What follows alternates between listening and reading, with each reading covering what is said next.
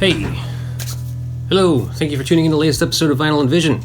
This is episode 41. Very special guest tonight is Vyas. So I'm just going to tell you that we jumped right into this episode by chance. It wasn't planned at all. Hash and I were supposed to Zoom on this day that we had this conversation, and at the very last minute there was a change of plans, and he mentioned getting some work done to an upright bass of his. I was just like, I have an upright bass. It's like, why don't I bring you up my upright bass? So ultimately, he invited me over, and I was just like, cool, I'll come over, I'll bring all the stuff, and we'll do the recording that way. And I'll bring the bass too, it'll be fun, we can maybe jam or something like that. And so while I'm there setting up all my stuff, we did a lot of talking. We kind of had already started the conversation basically, so the way that the episode starts, it's kind of just jumped right into a point where we finally got to sit down with the mics on, so yeah, but it starts off a little politically heavy, which is a little different for me. I'm not really, I'm not big on it because I don't feel like I'm knowledgeable enough. But also, Hash is a political person. He definitely has some strong feelings, and the album we were discussing, the pop group's Why, is an exceptionally political album, so it kind of just seemed fitting to do that. But, we try to have fun with it, because that's just the way I like to do things. So, yeah, man, get right into it. Obviously, we talk about the pop group's Why, which is a amazing album, and I'm so grateful that Hash suggested it, because it was an opportunity for me to listen to that band and that album, and it's wonderful. It's really fucking great. So the only other thing I should probably mention now is that Hash is in another band. He's been in a number of groups, obviously. You probably know him best from being the bass player for the Thievery Corporation, GoGoGo Airheart.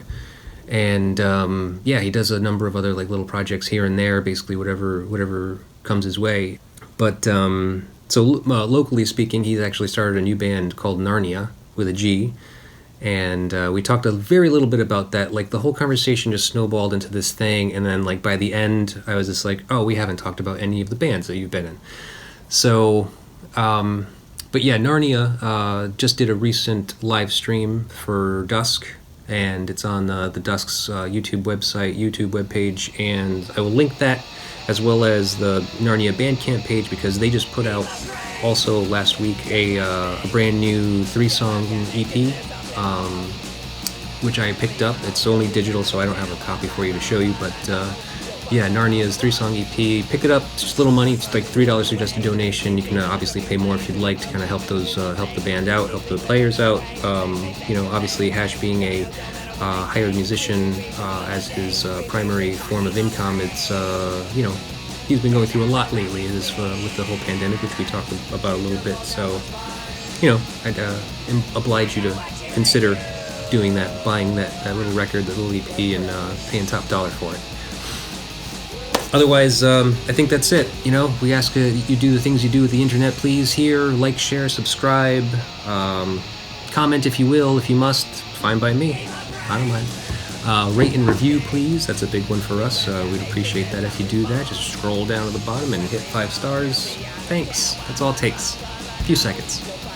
And without further ado, here's our show.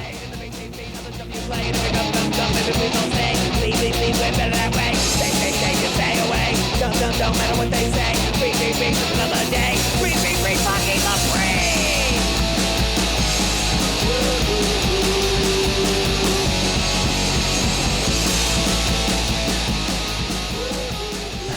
I have to say,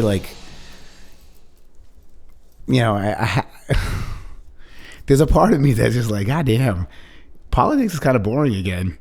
Oh, now it is, yeah. You know what I'm saying? Because so for me, it's all day. And this is how I grew up too, you know what I mean? I just grew up with, my dad's always been political, you know what I mean? Bleeding liberal, you know what I'm saying? A Democrat. I want to say liberal.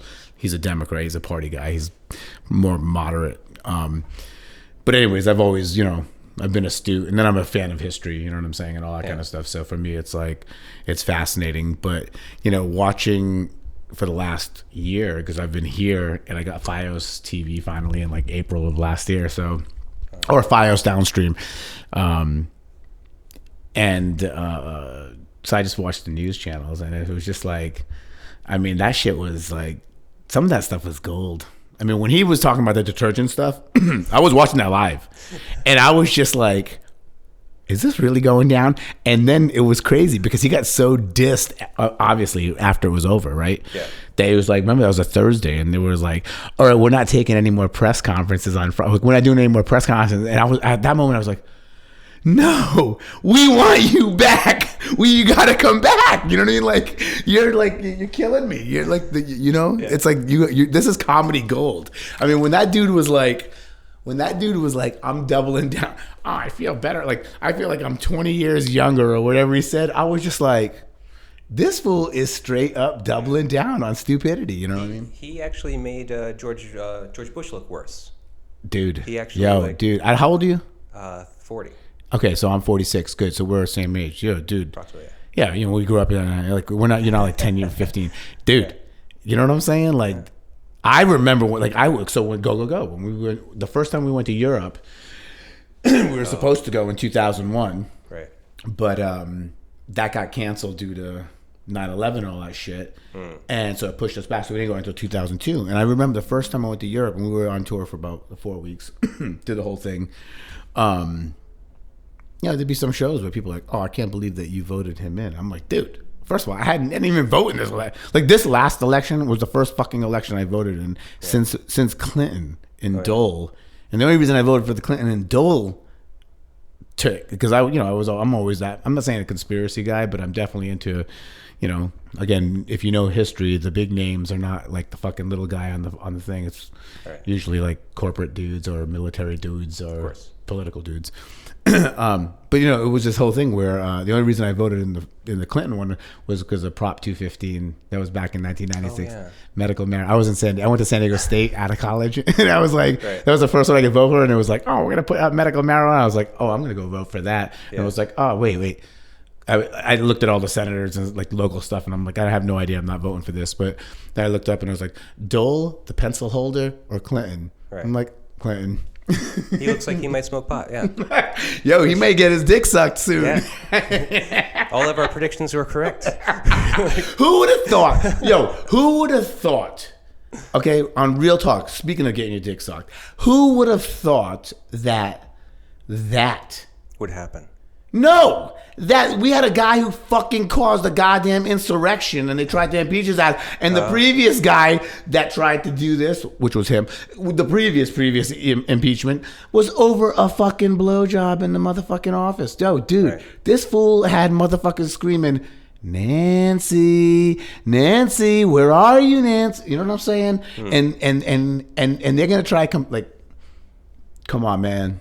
Right. Like, America has come a long way, but it's like, Kennedy got his dicks. Actually, even friggin' that wrinkly ass Nixon probably did too. You know what I'm saying? They probably all have. It's just a matter of who got caught. Clinton got caught. Exactly. And and they were looking for him. And listen, not a fan of him too. Like, you know what I mean? No. For me, my politics are not left and right. They're up and down. Yeah. You know what I mean? It's all about people who, it's the haves versus the have-nots, the bourgeoisie and the proletariat. It's it's the Bezoses versus that guy who's hanging out at the off ramp on 95 over there, spare changing. You know what I'm saying?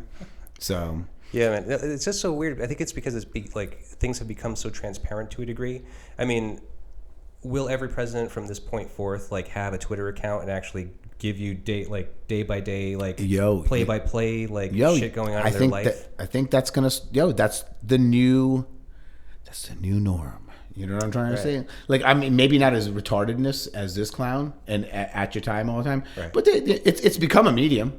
Yeah. I mean, I'm talking about for politicians. I mean, AOC. I mean, I don't want to bring her up if you want to go 180 degrees, but everybody's using. I mean, it's the modern form of communication, right? And that's just how at one time FDR was sitting about fireside chats and all that kind of stuff. It's like with. I mean, I'm into ancient history stuff, and it's like, if you go to northern India, there's still stones that they have that have edicts on them. Yeah. That are written in 3 languages, ancient Greece or That's your stuff, man. I don't know. Yeah. You do whatever you want. Ancient Greece, like I think it was like whatever the vernacular of the time was there, and I think it was also in Sanskrit or something to that effect. But it's one of these things where whatever form of propaganda to get your stuff out there, like, right. You know what I mean? Like, I mean, dude, think about Obama, right? He was like kind of the first internet president, maybe, right? I mean, they didn't do a lot of kind of when I say like Bush Senior Junior wasn't really rocking that role, and no, not at all. Obama, not personally. Not wasn't a personal account. No. I'm just talking about using the internet in general. That, you know what I mean? How Obama. Right. They use that angle to spread the word, right? And that's the whole thing about where we are currently. I mean, we are at a moment right now where, if the president wanted to tweet, "Hey, I just farted," it could be real time. You know what I'm trying to say? He almost did that. He did something similar, I'm sure, right? The last president, Trump. Yeah. Well, I mean, dude, come on, man. Like, I mean, it's crazy. What really blows me away right now is the fact that there is this ism that's kind of tied to him. And the reason being is, like, again, you and I are somewhat the same age. And the fact that this clown has been in our periphery all of this time for a lot of things that aren't even, like, smart or even, like, I'm a little bit older than you. So I do remember, like, when he did the whole... put out that one-page thing about the Central Park 5, where he had done, like, I can't remember, it was a Post at the time, like some sort of newspaper in New York, where he put out a thing about, prosecuting them and make, you know what I mean, like, just being a fucking douche. And then it's like, I used to work downstairs in my dad's pharmacy. It's also a convenient store. Like, it was, this has been a corner drugstore for like 70 years, 80 years, 90 years. Wow. God, in the time now. And we used to have, like, back in this is the 80s now, late 80s. I went to high school. I left high school. I left Rhode Island in '92. So I worked up until then there. But when you would have, like, Star and Entertainment Week, all this bullshit. What are those? What's the National Enquirer and all that? The rags, right? Yeah. And this fool would be in it. And it would be like stories about, like, even like now we know in hindsight, because we know so much about this guy. Right. He's the dude who called in, hey, whatever his alias name that he would use when he would call in. He's like, oh yeah, I think Donald Trump is getting a divorce from Ivana or whatever. You know what I'm saying? Like that kind of stuff. And the next thing you know is and he's just been a charlatan. And for me, being Indian, you know what I'm saying? Like, the Taj Mahal, that was a big thing. I was like, oh, really? This guy's calling his place the Taj Mahal? Like, this and that. And, next thing you know, it's like, oh, this shit failed. Yeah. I mean, like, I don't know much about his history. I just know that, like, he wasn't a successful businessman. So it's like, what is the, like, the glamour of this guy? See, it's interesting when they. It's interesting because I say this because they say that he's not a great business guy, but there has to be some aspect of him that is making money. I mean, you can't be a shitty businessman and still flout money. And now, mind you, a lot of it is show business and razzle dazzle what he has done. And in hindsight, after 4 years of this shit and people doing a lot of investigative stuff, you're starting to find out the in-depth / shadiness that we all knew was there. I mean, this is the same dude that friggin', used to have, like, him and his dad back in the 70s, if they were renting out their place, whoever's going to, like, on the application, they would have CP circled, you know what I mean? Meaning colored people, you know what I'm saying? Meaning, like, no, we're not renting out to you, or yeah, we are renting, you know what I'm saying? Like, like, come on, and he got caught. Yeah. Like, you know what I mean? They went to fucking court and all that shit. And the biggest issue is, like, he's just, I think the biggest issue with him is he just has, like, his public persona is very douchey, and for some people it's awesome, and for other people it's very turn-offish. Some people relate. Yeah. 100%. You know what I'm saying? And that's the crazy part is the people who relate to him are the dudes that we've always referred to as douches. You know what I'm saying? Like, it's exactly, guys like him. You know what I'm saying? Like, just the cocky fucking think they're the hot shit, and Yeah. You know what's funny? It's like I wasn't intending on talking politics at all, but now that we got into it, this all leads into the pop group. Oh, I'm sure it does. Yeah, it does because it's political. Yeah, they're political punk rock. Absolutely. So I think the weird thing about Donald Trump is that whether he meant to or not, he was the president that for some reason managed to completely divide the country. Like there's like a 50-50 ratio nationwide of like guys that think, and I don't mean to say guys, I mean people that think this guy is my guy. He says all the things I want to hear, and he's a stand-up guy, and he's like no bullshit, and he's not a politician. And then there's the people that seem to be reasonable types that think like, but he has no experience, he has no grace, like he has no commendable traits about his personality, which make him qualified to do the job.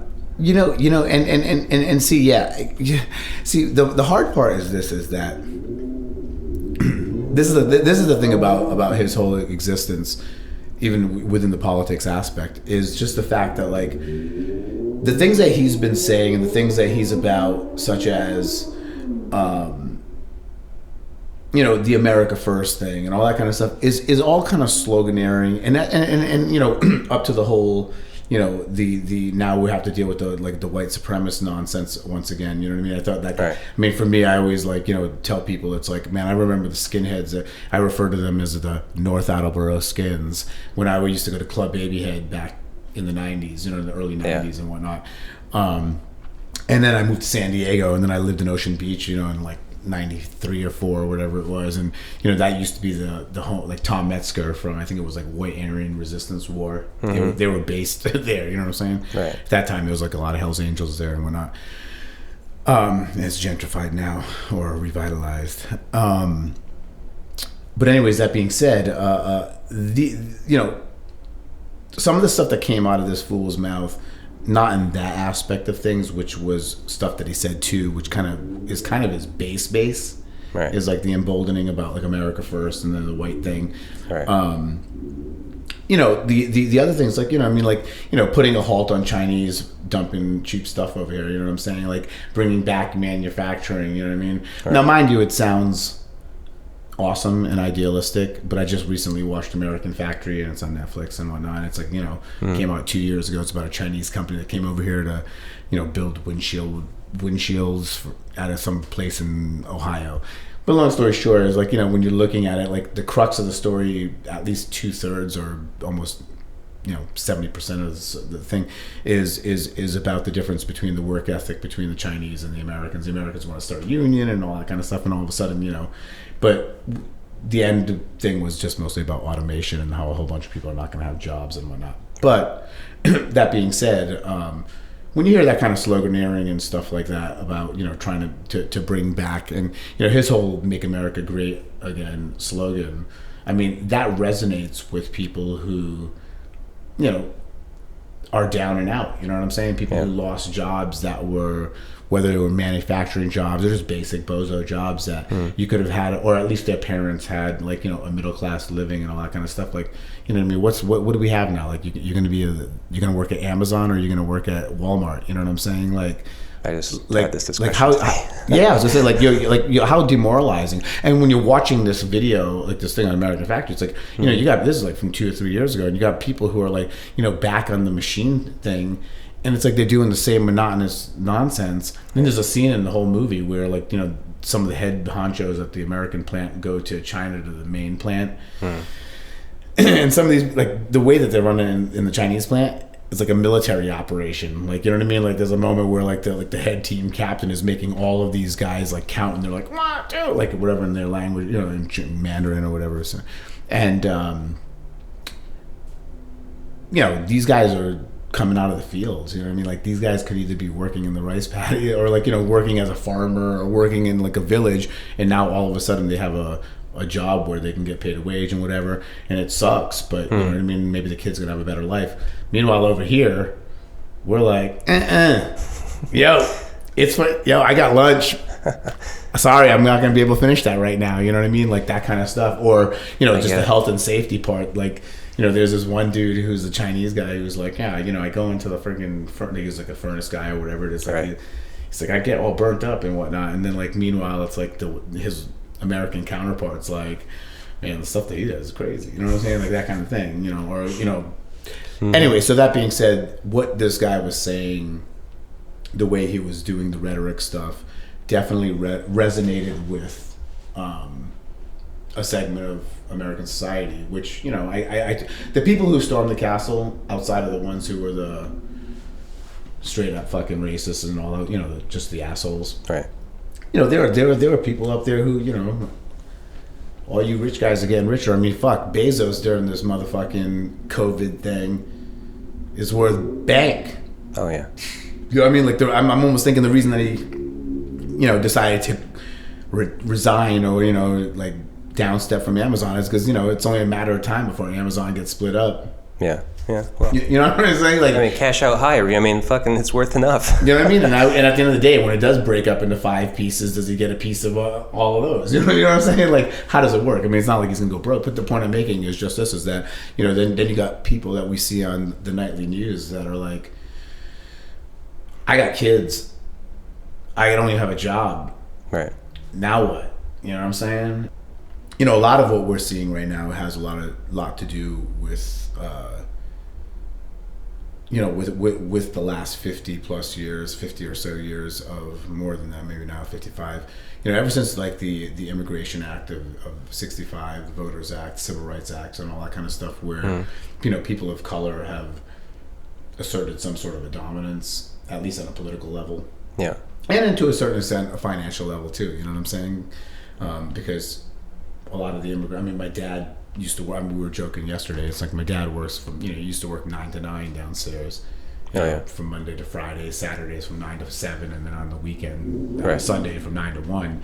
But, you know, the thing is now is like, you know, it's like people like myself who are older and who can communicate. I mean, when I watched it, I mean, to think about how many Indian, like, who would have known that I should have maybe been a doctor and I would be on TV more than I would be if I, you know, was on stage being a musician. You know what I'm saying? It's like there's so many Indians that I see, like, you know, in politics. I mean, the whole night, you know what I mean?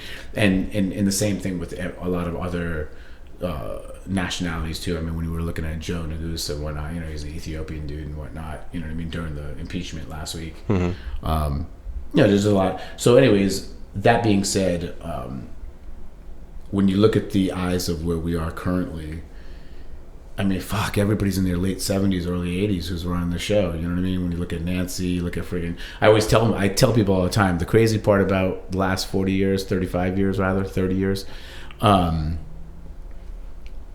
Bush Jr., Clinton, and Dum Dum, all 3 of those fools were born in 1946.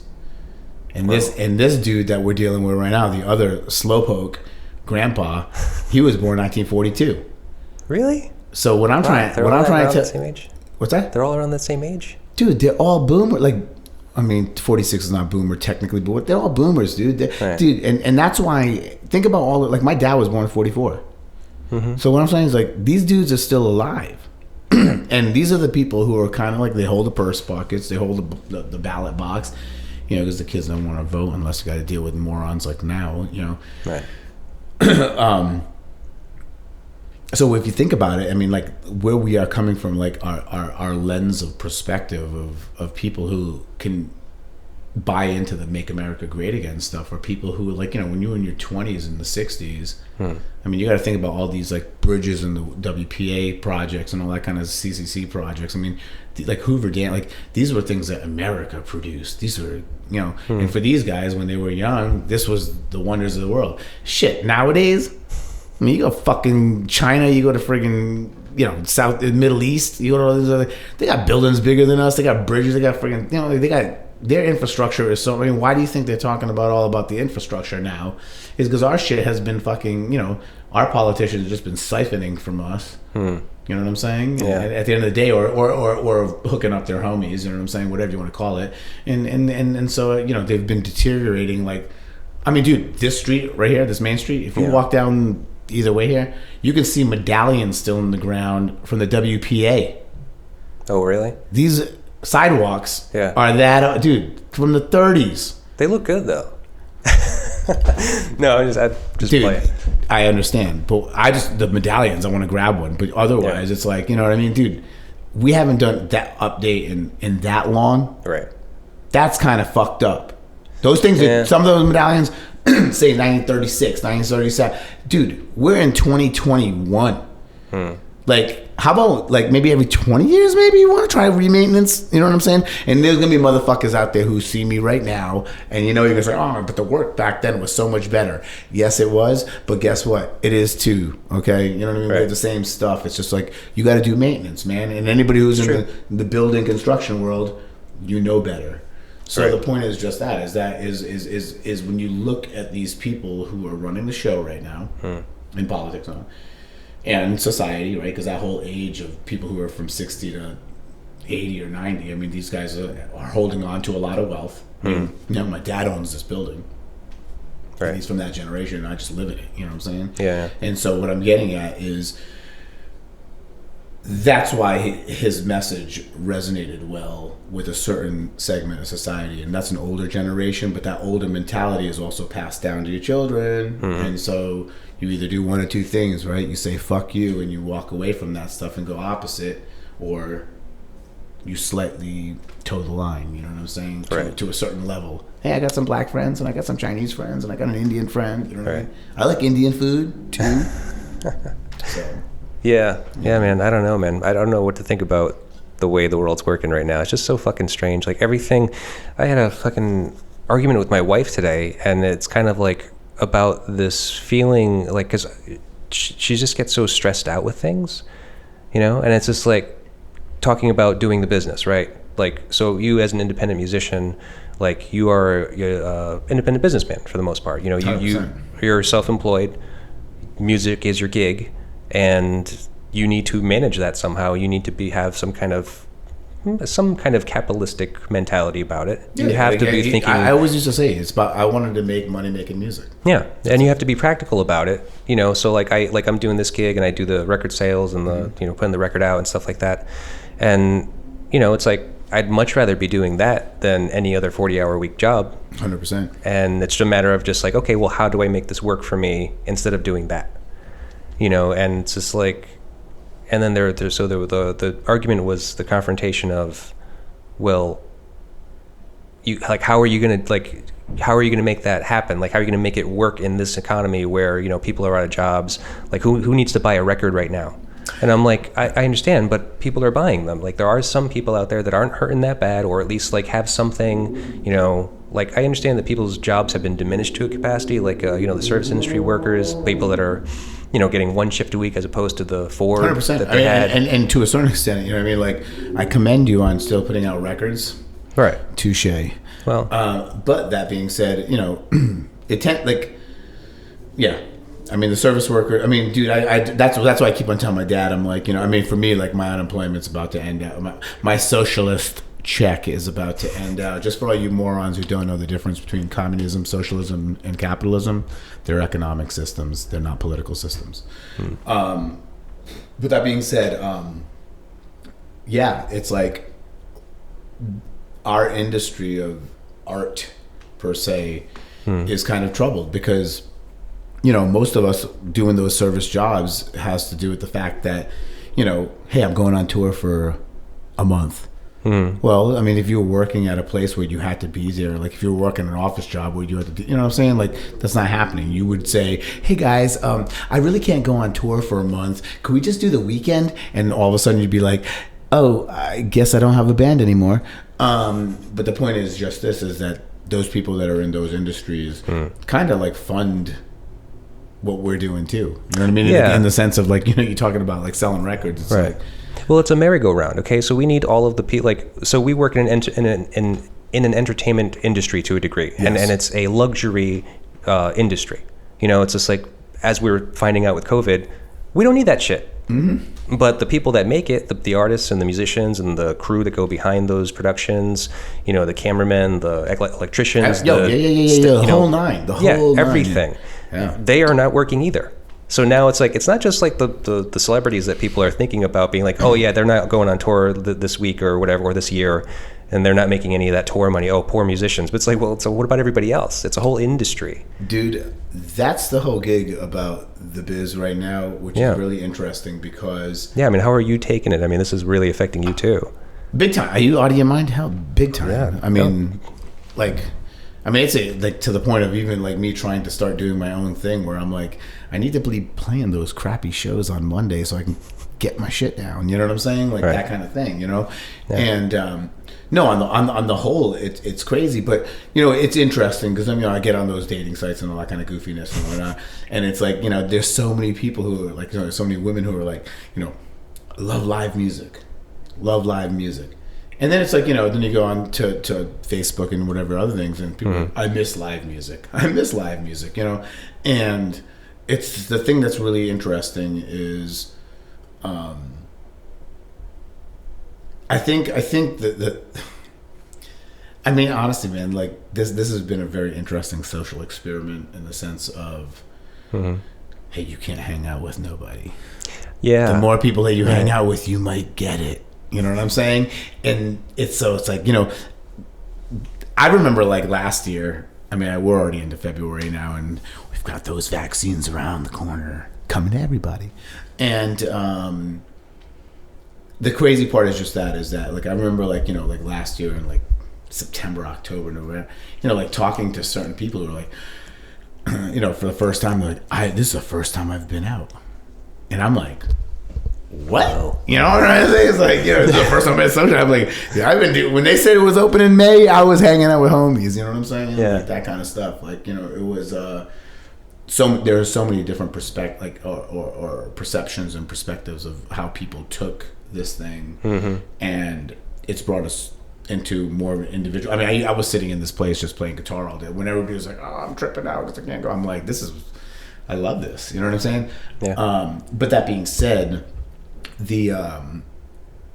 you know, the fact that we aren't doing this right now, and the fact that there are more, I mean, I'm not even talking about, I mean, dude, like, let's get one thing straight. Like, most of the people who are like the lighting guys and the sound guys and the girls too, the sound thems, that whole thing, man, like, you know, they're players too.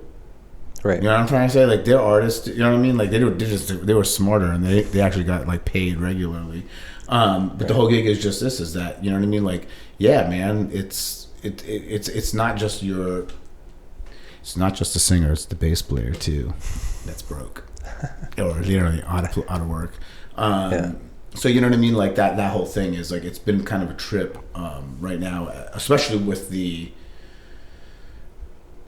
It really comes down to disposable income. You know what I mean? And that was what was so interesting about the summertime last year, before they opened everything up, and everybody's getting what, like $1,200 a week or whatever it was, or $600 a week. Yeah, the unemployment stuff. Yeah, or just like not the unemployment, but like the whatever security, the pandemic thing, exactly. Which, hey guys, if you're listening, Congressman, pass that stimulus. Thank you, extension. But when people had the disposable income there, I mean, like, you know, people were buying things. I mean, the neighbor from my parents, he is a car salesman. Oh. And, you know, I was like, oh, how's business going right now? It's booming. Like, yeah, that's what he said. And I was like, oh, yeah, you know what? It makes sense, because all these people are sitting on a fat, like, dude, people are getting $2,400 a month plus unemployment for a couple months. Right. Crazy. Yeah. Hey, there's a reason why I bought an upright bass. I call that bass Uncle Sam. So anyways, yeah. So it for us in this industry, and whatever level of it, whether it's the guy who's putting out the records or the guy who's promoting the records, or like, you know, the management teams and all.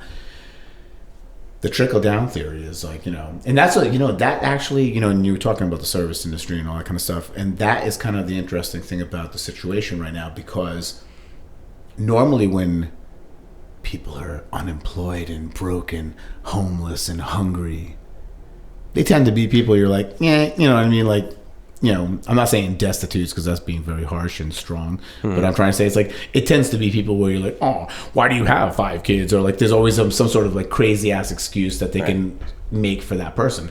But now all of a sudden it's like, oh, you mean that's my favorite bartender. You know what I'm trying to say? Like, you know, that's my favorite restaurant. That's my favorite. You know what I mean? Like it's like all of a sudden it becomes something that's like, it's not people who are, you know, mentally ill or making bad decisions or drug addicts or all this kind of stuff. It's like, you know, people that, you know, didn't decide that they wanted to go work at a corporate job or, you know what I'm saying? Or just needed these kind of like easy restaurant bar gigs or whatever it be. Flexible hours, stuff like that. Yeah, to go do our art. Right. Because that's how it works. It's like, hey, you know, I remember when I was a caterer, I used to tell my boss and you know, I was like, listen, anytime I got a gig, I ain't working.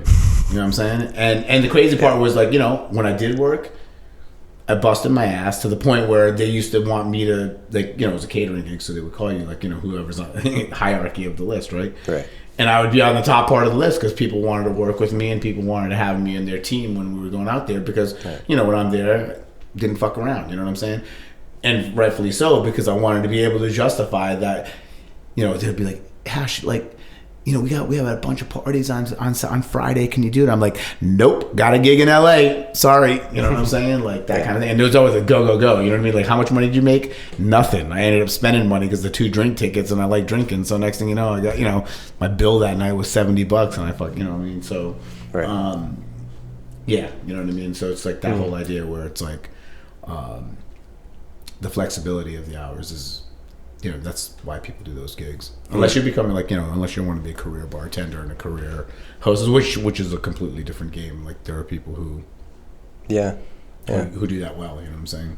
Yeah. It's kind of a fun gig. My wife is talking about doing it again, and I'm just like, okay, if you want to. I mean, like, because it's a social gig too. You know, it's something that you can do, kind of like meet people, talk to people all night. And you know, if you're one of those jovial types as opposed to the curmudgeon-y types, you know, it's nice to have a nice little bartender. Yeah, and you also get paid too. Like with the jovial ones, the ones who like talk to you, like, you know, all of a sudden, you know, you start tipping heavy, even though, you know, right? Yeah, you're just like, oh, this is my homie. Yeah, it'd be short money anyway. I mean, because again, you know, most places aren't open or, you know, are limited. I'm not talking hours, about now. We're not talking about now. No. Like when everything gets back to the quote unquote new normal. We're talking about the good old times. Yeah, well, you know, man, I think the good old times are about to happen because, you know, man, like I'll tell you straight, like. You know, the one meme that's been popping around and all that, you know, it's like, you know, after the plague was the Renaissance, you know what I mean? Like, okay, I can dig that. Dude, when you're this low in existence and you know what I'm saying? Like, you know what's going to be insane? What? Is when it's open again. Do you know how many fucking people are going to be playing? Like, you know, like how many people are going to want to be playing shows? Oh, yeah. I'm talking about people who are like, I picked up guitar at COVID and I started a band. I wrote all these songs in my room. You know what I'm saying? It's like, I always wanted to do this. And it's like, you know, and it'll be this thing where like for the next 2-3 years, you'll have a whole bunch of things where you're like, God damn it, getting paid nothing at this gig because I'm, you know, got people who don't give a shit about getting paid. They just want to play. And then, you know, the reality will set in for some of those people where they'll be like, it's a pain in the ass. Like, I hate loading up and getting there. Yeah, no, that's how you weed them out. You know, you weed out the dogs from like the top grade meat stuff. You know, it's just like these are the guys that really do it because they fucking put the time in. They suffered all those years of like, you know, shitty vans and like not getting paid, sleeping 100%. On floors. Well, it was never about getting paid. I mean, like, you know. At the end of the day, still music is not about like money. I mean, it's always been about but it's being alive, like keeping yourself alive, going across the country. And oh God, yeah, oh yeah. It's like okay, we don't have to. Thank you, MasterCard. Yeah. Thank you to everybody that, you know, lent a floor. Oh God, thanks to people that part that cooked dinners, that offered washing machines. They and there are so many of you theys. You know, that's the reason why I'm here. I mean, that's the reason why you're even talking to me right now. Right. To be honest with you, straight up, it's only been, and to be honest with you, like, you know, as I always say, it's like, you know, I'm only as famous as who I'm talking to. You know what I'm trying to say? Yeah. Because at the end of the day, it's like, oh, I'm playing this band. They're like, oh yeah, I'll check you guys out, sure. You know what I mean? And there are other people who are like, oh, I fucking love you. You know what I mean? That kind of whole nonsense, you know? And that's the whole gig. It's like, you know, it's only about spreading this joy to people. And when they reciprocate, it's even cooler because of that. You know what I'm trying to say? Like that's yeah. So it's the support. It's that, you know, showing. It's just like, oh, you really care that I do this. Thank you. That's amazing. Yo, James, listen. Here's the deal tonight. We can either stay at this chick's house. She got 3 cats, and she don't change the litter box. Or we can stay at this dude's house. He's got 2 dogs and 4 cats. He's got a killer record collection. Ooh, that is a tough call. Well, it depends on if you're trying to, like, you know, hook up with exactly. her, That's what I'm saying. Like, do I want to just hang out? Like, is she worth it? Is that? And then you're like, oh, but more importantly, listen, we got to leave at 7 a.m. Got it? And it's 3:30 right now. Keep that in mind. I'm going to wake you up. It doesn't matter. Either way, I'm staying up all night. I'm either looking at records or... Oh, clearly you're not driving, huh? I guess I'm driving again. and that is a day in the life on the road. Oh, God. Wow, that was a pretty good interaction. Yeah, that's usually how it works, man. That was off book, folks. We didn't script that. This is the first real hang that we've had. Yeah. But we should get into this record only because I know you're short on time. Oh yeah. But yeah, sure. The show. You know what? Hold up. We can do an edit right here. Okay. All political talk. Done.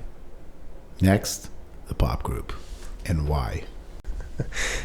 All right, so I have invited you here to talk about to talk about a record that was influential to you, and you chose the pop group's Y. Yes. Which is the letter Y. Yes, the letter Y, yes. Yeah. I had never heard it before you suggested it, and so I have been listening to it, and it's fucking weird. It's a crazy record, and I'm surprised I've never heard of it before.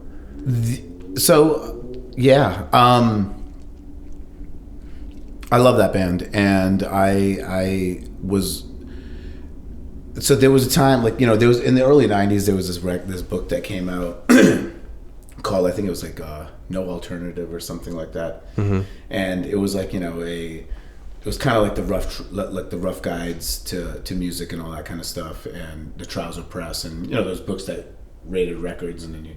But this one was called like it was by Spin Magazine, and it was like 100 records or whatever that were, like, you know, influential, and this was like '93, and they talked about awesome records from the 80s and the late '70s and the '70s.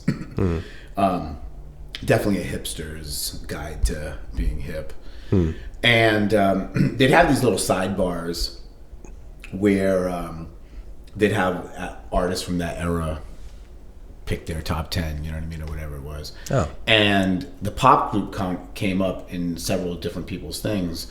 Y, as well as the follow-up record, which was For How Much Longer Will We Tolerate Mass Murder, which is a killer title for a record. That came out on Rough Trade Records.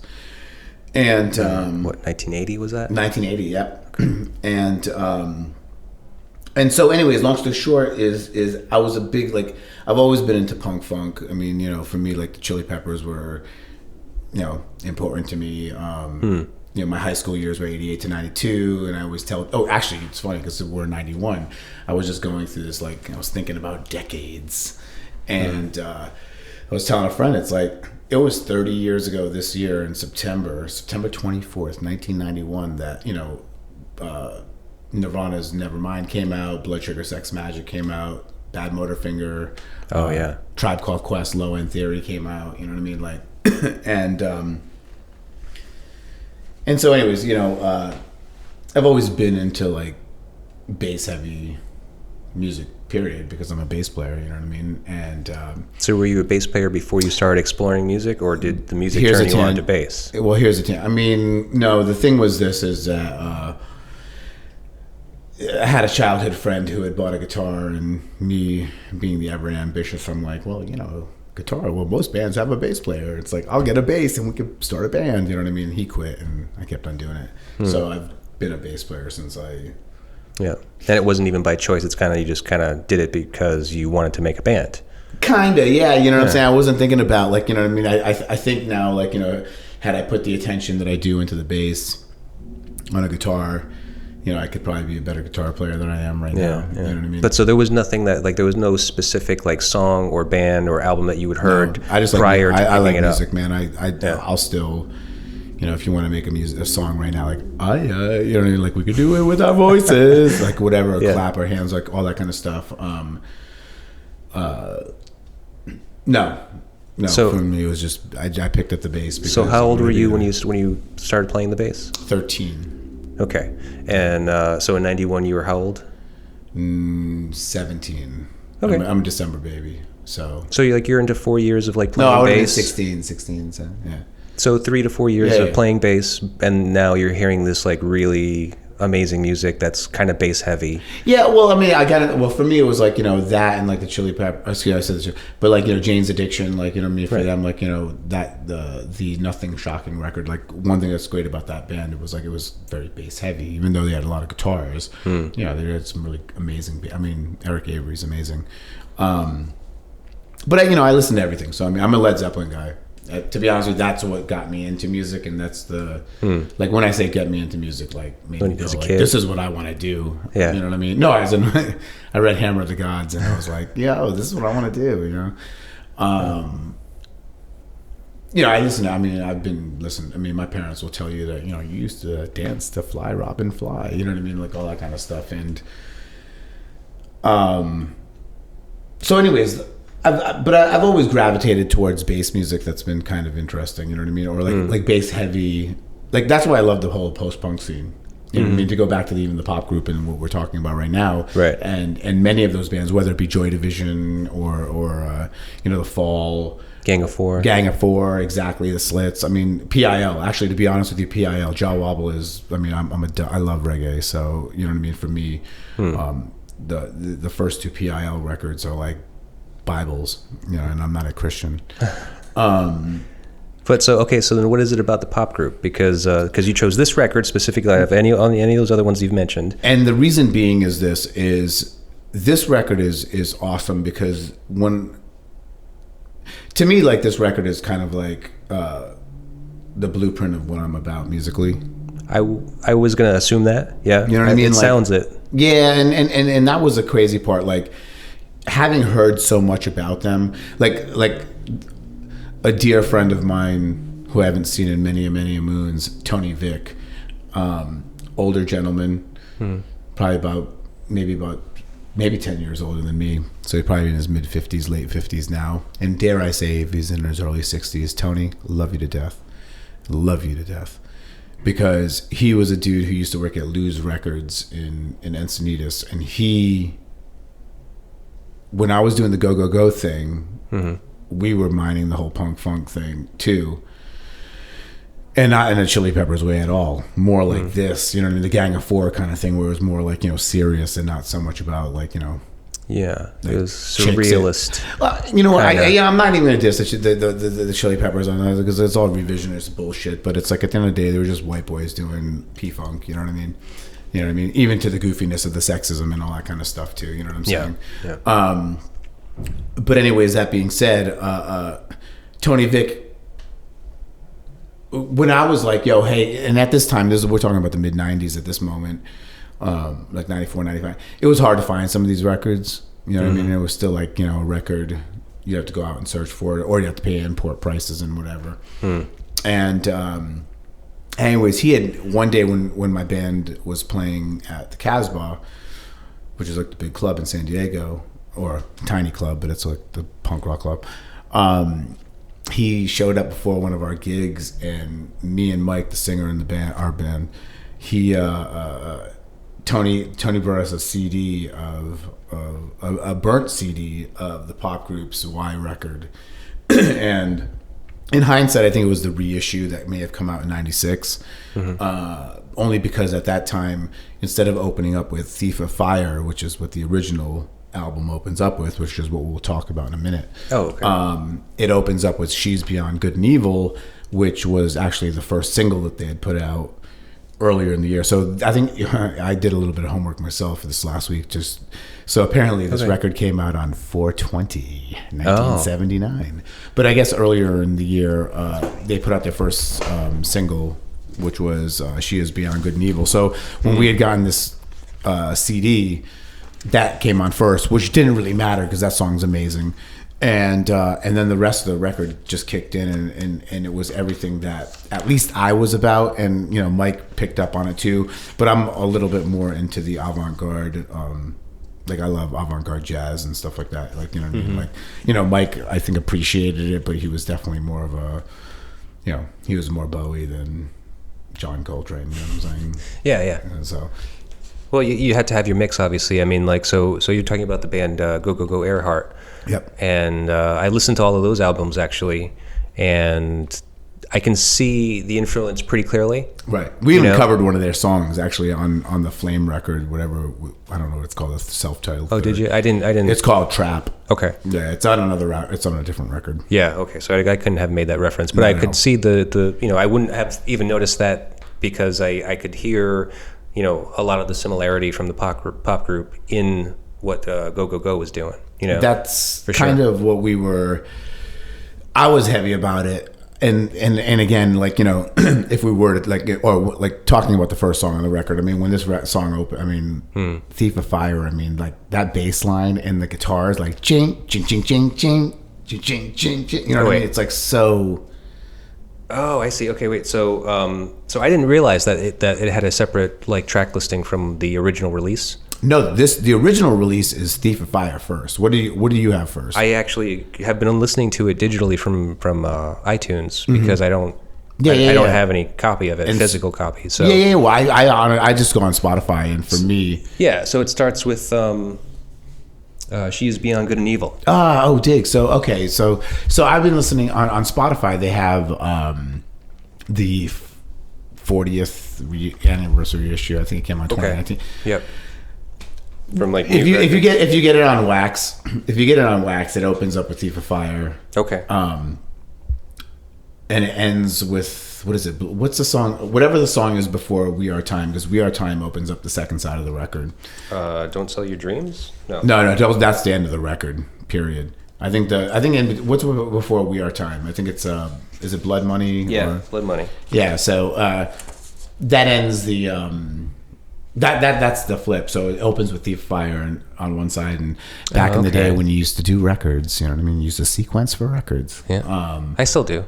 I still like records. Excuse me. You put out records, so then you know exactly what I'm talking 100%. Well, and record listeners, like in general, people that understand, okay, this is the flip side. This is the second side. But that's the whole thing. Dude, I mean, that's the thing that I'm like, to be honest with you, that's the craziest part about putting things out, at least when you're thinking about putting out records now, and which even when we were sequencing, we always sequenced from a thought process of like a record, right, where it was like two sides. We need this much time on this side, and we need this much time on this side. Or just flow.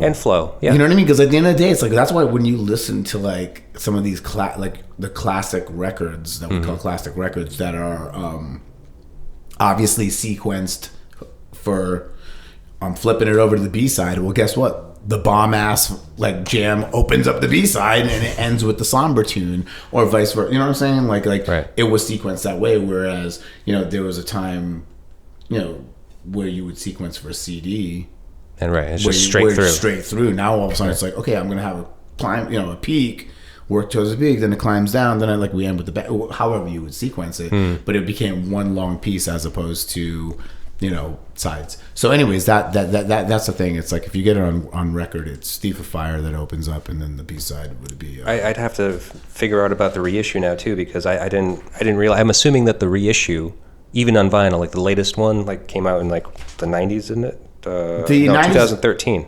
Okay. But it's like a Japanese release. Right. That's the thing. Yeah. There was a Japanese bootleg release of their stuff, which I used to have. Oh yeah. It'll probably be worth some good money. No, unfortunately, I'm talking about used to have, as in on hard drive that shot the bed, and I'm damn, it's gone. You know what I'm saying, dude? The bootleg's amazing because it's all live stuff, and it's from the late '70s while they were a band. You know what I mean? Because they got back together again and started touring again. About 10-12 years ago now. Well, so it seems like that latest reissue, I think it was the 40th anniversary on Mute. Yep. It seemed like they had some kind of deluxe box set, so you had Big like time. the original record and a full length live record. So I'm not sure if it was the bootleg or No, it has stuff that was on the bootlegs. Okay. Yeah, the bootleg stuff is like, live show from Cologne and I can't remember where the other one is. Not, they won't put. Okay, there's a couple of bootlegs that they had that were like the ones that were like the Mona bootleg, and well, maybe it was Helsinki. I can't remember, but regardless, there was and that live thing I think may have songs from some of those bootlegs. Yeah. Cool, man. Well, let's get into the record. Let's get into the first song. So I'm going to do the new issue. I'm going to start with By all means. I'm going to start with She Is Beyond Good and Evil.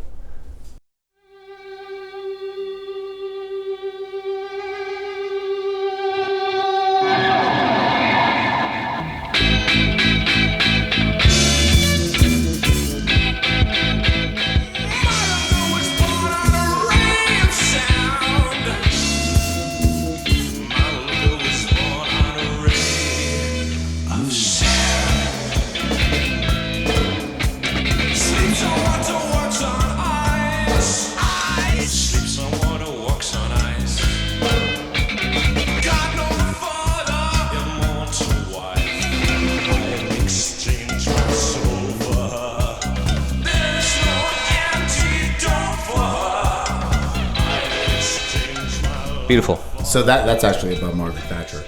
Is it? Yeah, She's Beyond Good and Evil, which was their first. Like I said, that was their first single. Okay. Which came out, predecessed us by a few months. Yeah, dude. The reason these guys are awesome is just because they're political, man. Like, the first. So this record, Y, was out on Radar Records. The next record, the last one at that time, was out on Rough Trade, and the single that they put out before they put that out was a song called We Are All Prostitutes, and you have to hear that. On a side note, that song that we just heard, St. Vincent did a cover of that. Oh yeah, on like Conan or some one of those TV shows, and my friend Toko, she actually plays keyboards with her, so from Enon, so that was kind of tight. Cool. So that's funny. I didn't realize that it was about Margaret Thatcher. I know that they're a political band, and so I've been kind of like really focusing on the lyrics. But I've also lately I've been trying to also research kind of like every song if I don't get enough about the album itself, and see what I can find. The only thing I found was that a quote, I guess, from Mark Stewart said, in discussing the song, Stewart described the lyrics as being about unconditional love as a revolutionary force, where idealism and energy mix poetic, existential, and political yearnings with the romantic idea of passing through nihilism and emerging on the other side with something positive, something beyond. That's what you call a proper British education right there. That sounds like posh boy stuff. Yeah, for sure. I mean, I've watched some interviews with him recently too. He's awesome. Yeah, he's a very intelligent dude. And real talk is the fact that these cats were like 19, 20, 21 when they put this out. Right. Which is awesome.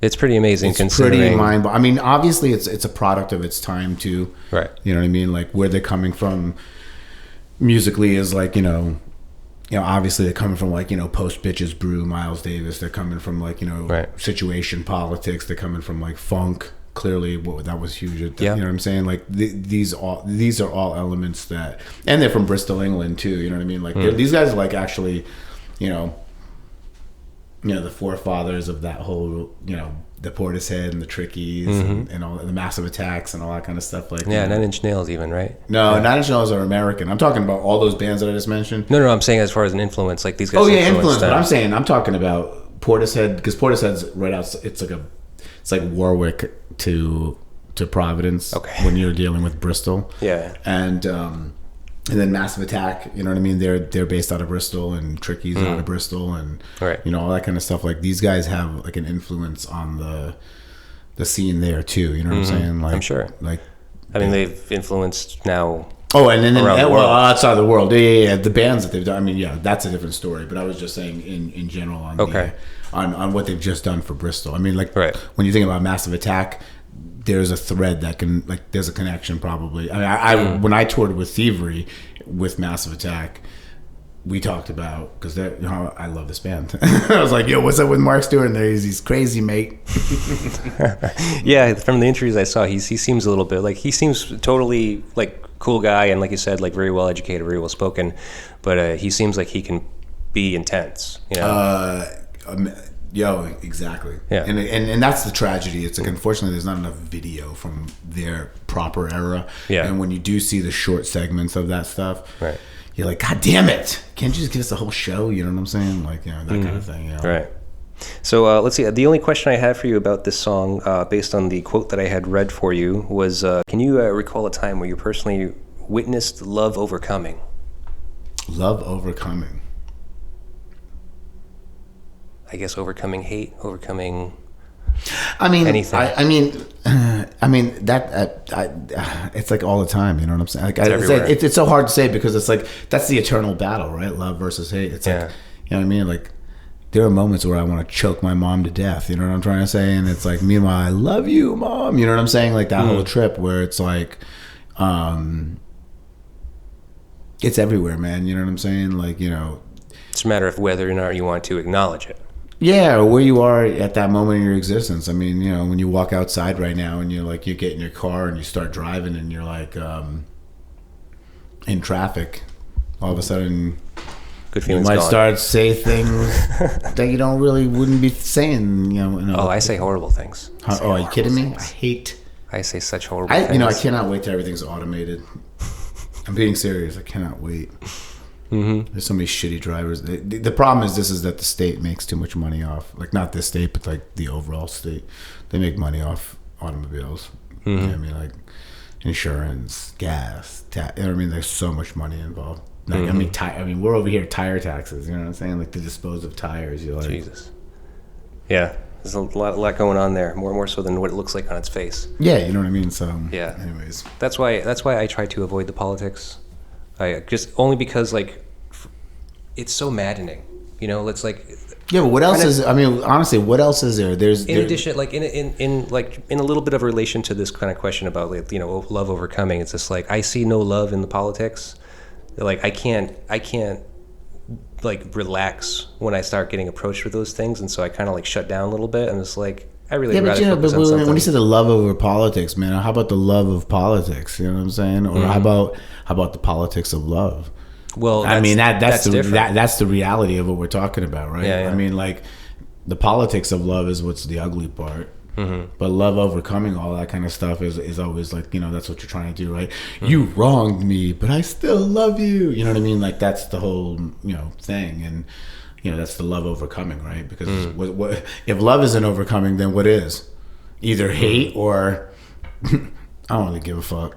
You know what I mean? Which is probably the worst. You know what I mean? As long as, I mean, hate actually has an emotion, at least. You know what I'm saying? Like the I don't give a fuck means, like, honestly, you don't give a fuck, and that's like detachment, which I guess was probably the most spiritually bliss aspect of existence. Is it good? I think so. Because that's what I'm going for. I'm just going for, like, yeah, but then love overcoming, like, then you're getting emotional again. Right. Love and hate are emotions, man. Like, So you have to be completely stoic, no feeling. To detach. 100%. I mean, that's if you're going 100%, like, you know, on the definition. But right. I think really what it comes down to, and I think what really we all are about when it comes to emotions and whatnot, is some form of. I mean, it's all based in stoicism, if you want to use that terminology. But, you know, to what degree do you love and hate, and how long does it stay? You know what I mean? So like like, is it something like, you know, I hate you forever? You know what I mean? That's not good. You know what I mean? But if you can be like, yo, I temporarily hate your ass, you know what I'm saying? Like, I mean, I overall love you, but you know what I mean? Like, that kind of thing. Well, then that's a whole different story. You know what I mean? Yeah. And, you know, because at the end of the day, like, you know, I'm just a self-centered bastard. You know what I mean? I only give a shit about myself. And it's like, you know, how does this, like, you know, help me? You know what I mean? Like, if you want to talk about sociopathic, you know, tendencies, you know what I mean? But guess what? We're all that way. Because even the person who's like, I'll feed you before I feed me. until I'm really hungry that I can't feed you first because I need to eat first, even though I'm just doing this for myself because I gotta live to give you.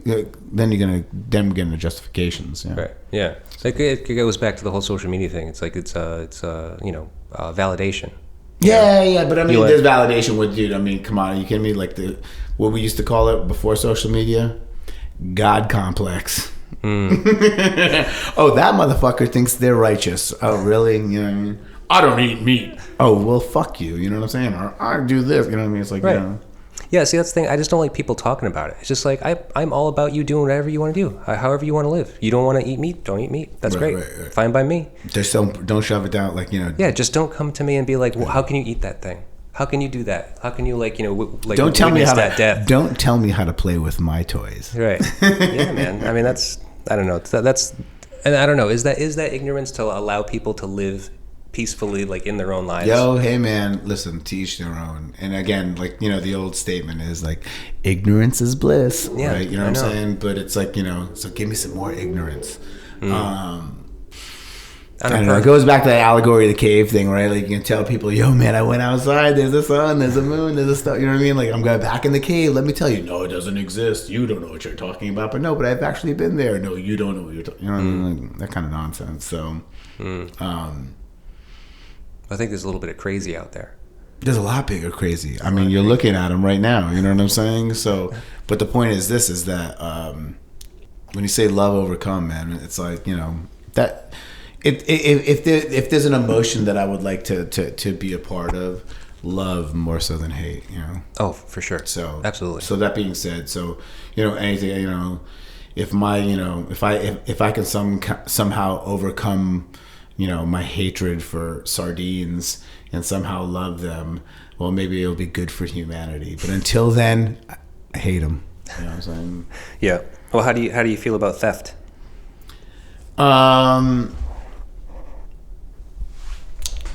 Depends on what you're stealing. How about fire?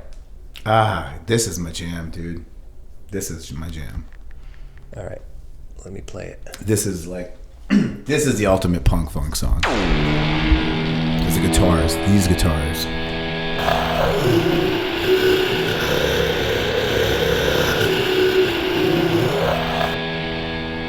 So that's how it opened. The record would open with that. The original release. Okay. And then it'd go into this.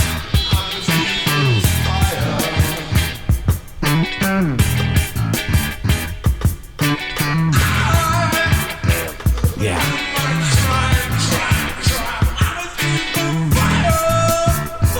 Right? Even fire is knowledge, right? And oh man, boom, ba doo doo doo. Like yo, and the bass line, yo, man. This jam is nasty. If you listen to the reissue version, they've got like a demo take of that, and it's just rawer. So they record. Okay, so it opens with that like, that noise that we heard before it goes into the thing. Now think about hearing that on a wax. Like She's Beyond Good and Evil. Like that's the problem that I have with the reissue and how they pumped that in the front was because. It kind of diminished the intensity of the original of how it was really presented. You know what I'm saying? Exactly. Right. You know what I mean? And especially like that's the thing about these cats. It's like the avant-garde aspect. We were moments ago I was talking about Miles Davis, but these guys were also into free jazz and all that kind of stuff. And again, this record came out in 1979. The music that was popular in popular. I'm even talking about avant-garde jazz where there's like 10 guys at the show. You know what I'm saying? Like that's still considered pop music, right? Underground is. Who knew what was underground back then? Because it was still underground. It didn't get up. You know what I'm saying? Well, the punk was just breaking at that point. I mean, and I don't know. Like they did get some exposure in where is it? Brighton. Where are they? They're from Bristol. Yeah. And but they certainly had mentioned it, how the punks were coming, the whole thing, Sex Pistols, Flash happened, that's 76. So right. I mean, that's why whenever they talk about post-punk, it's like it's always post the days, the 1 year, the year in the life or the 13 months of the Sex Pistols, and then what that created, which was post-punk, right? You know what I mean, like post them. And these cats, they started their stuff in like 78, or so. You know what I mean? Right. And they were kids, you know. But Right, they were so- like being influenced by what was happening in the time. I mean, you know, to think that like, you know, even Captain Beefheart was kind of like, relevant at that time. you know what I'm saying? Like Yeah. doing shows. And by 78, he had already gone through his like sellout period, the Mercury period that everybody talks about, and was back to having like that killer band that, you know, Right. Doc the Radar Station band, you know what I mean, with Eric Drew Feldman and stuff.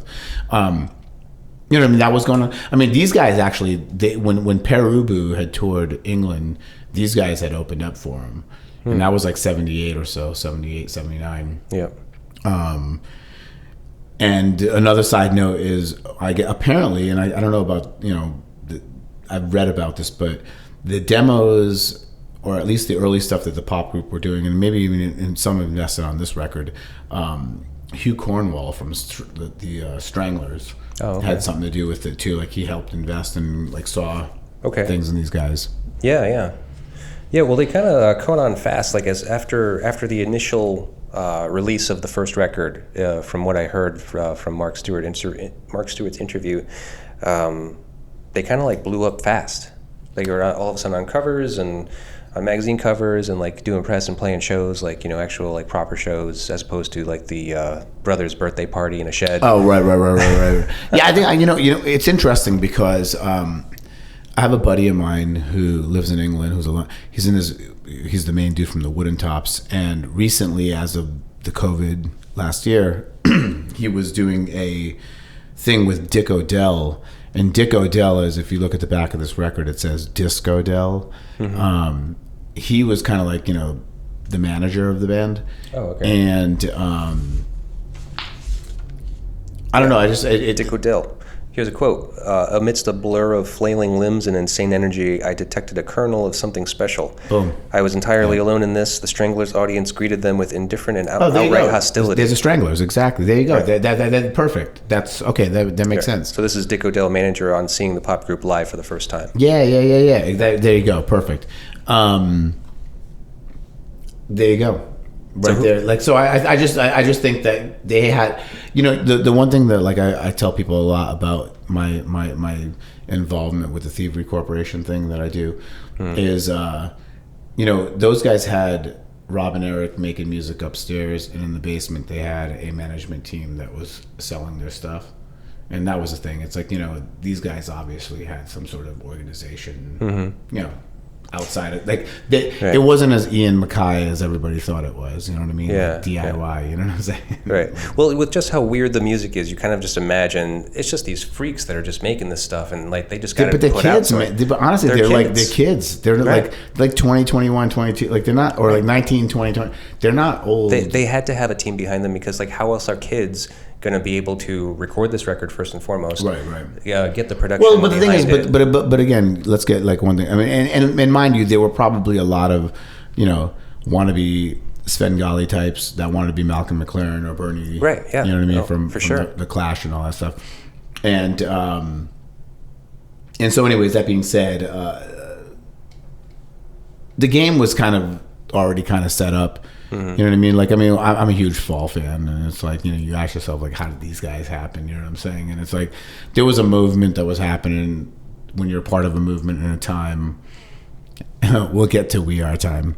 But the thing is that, you know what I mean? They just happen. Time and place is everything. 100%. You know what I mean? Like, you know, when I think about the whole Seattle thing, you know what I mean? When I was a kid, it's like, you know, I have a friend of mine, she was like part of, like, she knows all those people and was living in Seattle at that time. And, you know, when the magic is happening. But meanwhile, she was friends with Susan Silver, you know what I mean? And Susan Silver was the management team and or part of the managing thing, where Soundgarden got to do their thing and Alice in Chains got to do their thing, because they had somebody who was managing the organization on a business level, doing the deals to get these guys the gigs, you know? All right. I was going to ask you a question, but because you said that, I'm kind of curious.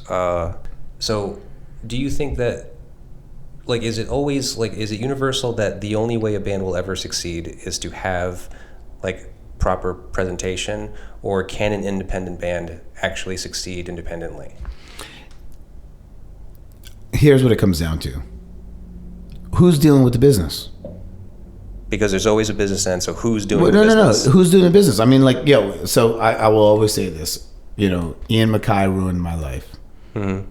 Because the whole idea behind the DIY thing and all that kind of... I mean, dude, I was blessed. GoGoGo got to play with Fugazi several times. You know what I'm saying? Like, they're friends. Certain, like, they're acquaintances. You know what I mean? Like, they're... And Ian's astute. You know what I mean? Like, Ian's got people booking stuff too, but he's also dealing with the business too. And then you have other bands. You know what I mean? Like the Thievery guys had managers. Like, not they made the final decisions, but they had guys who were dealing with their business. As I said moments ago, I mean, they had the Brownstones in DC, and on the second floor they were making music, and in the basement there was, they had. At the height of their operation with me, there was like 6 people that were working downstairs. Like, I think one of them was an intern, but otherwise it was like, you know what I mean? Somebody's like, let's get one thing straight. If you're going to charge at the door or you're going to charge the thing, you know what I mean? Like, where's the money going? Mm-hmm. Well, okay, maybe the better question. I like that question is completely valid, and I certainly am genuinely interested in it. But the other thing is, like, business, like music business wise, is it impossible for a band to succeed without like advertising, like without like a PR thing, like, because like the whole PR I mean yes. Are you kidding me? I feel like in some ways, like, the jam band scene is all about that. The jam band scene is like, I'm loosely associated with that thing, and there's a magazines that, or online presences now that deal with that scene, but it's like, it's just that scene, you know what I'm saying?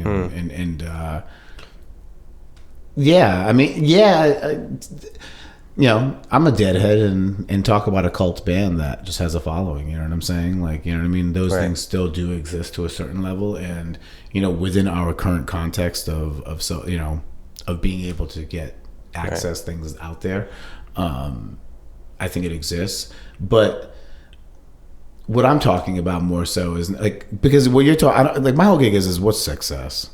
Okay, well, maybe it's perception. I think that's the key word, because the perception is that, like, not perception of success, but a perception of, like, this is something you need to know about.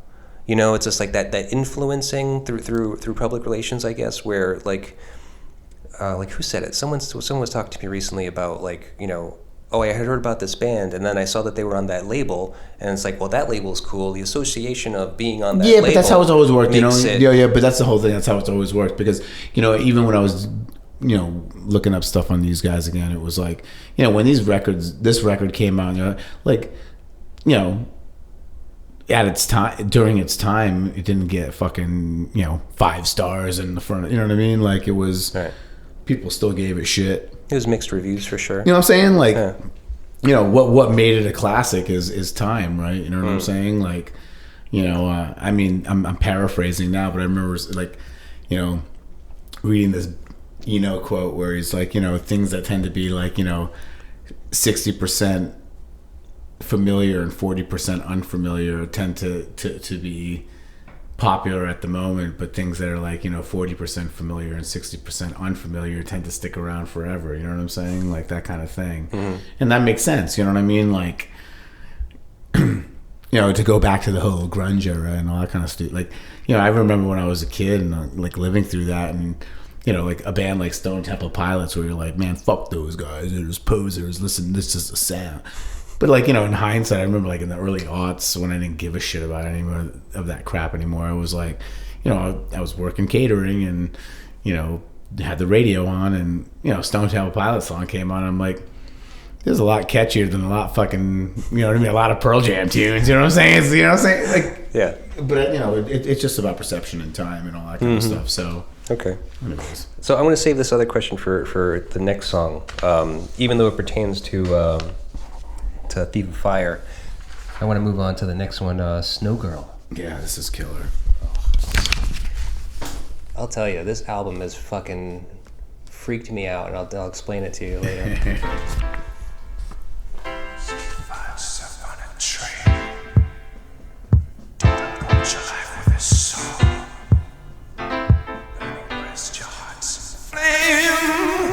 Hold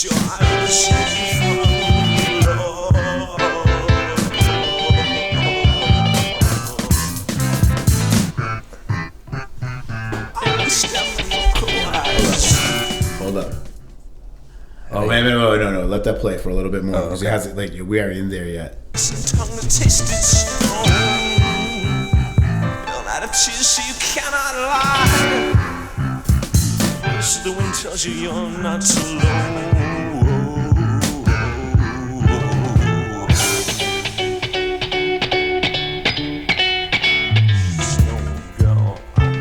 Oh. Wow.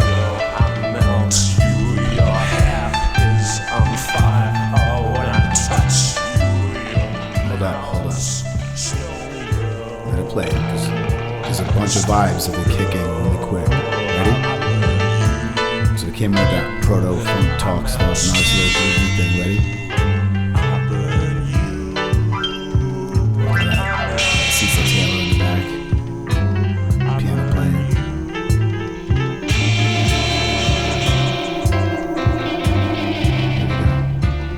Where is it?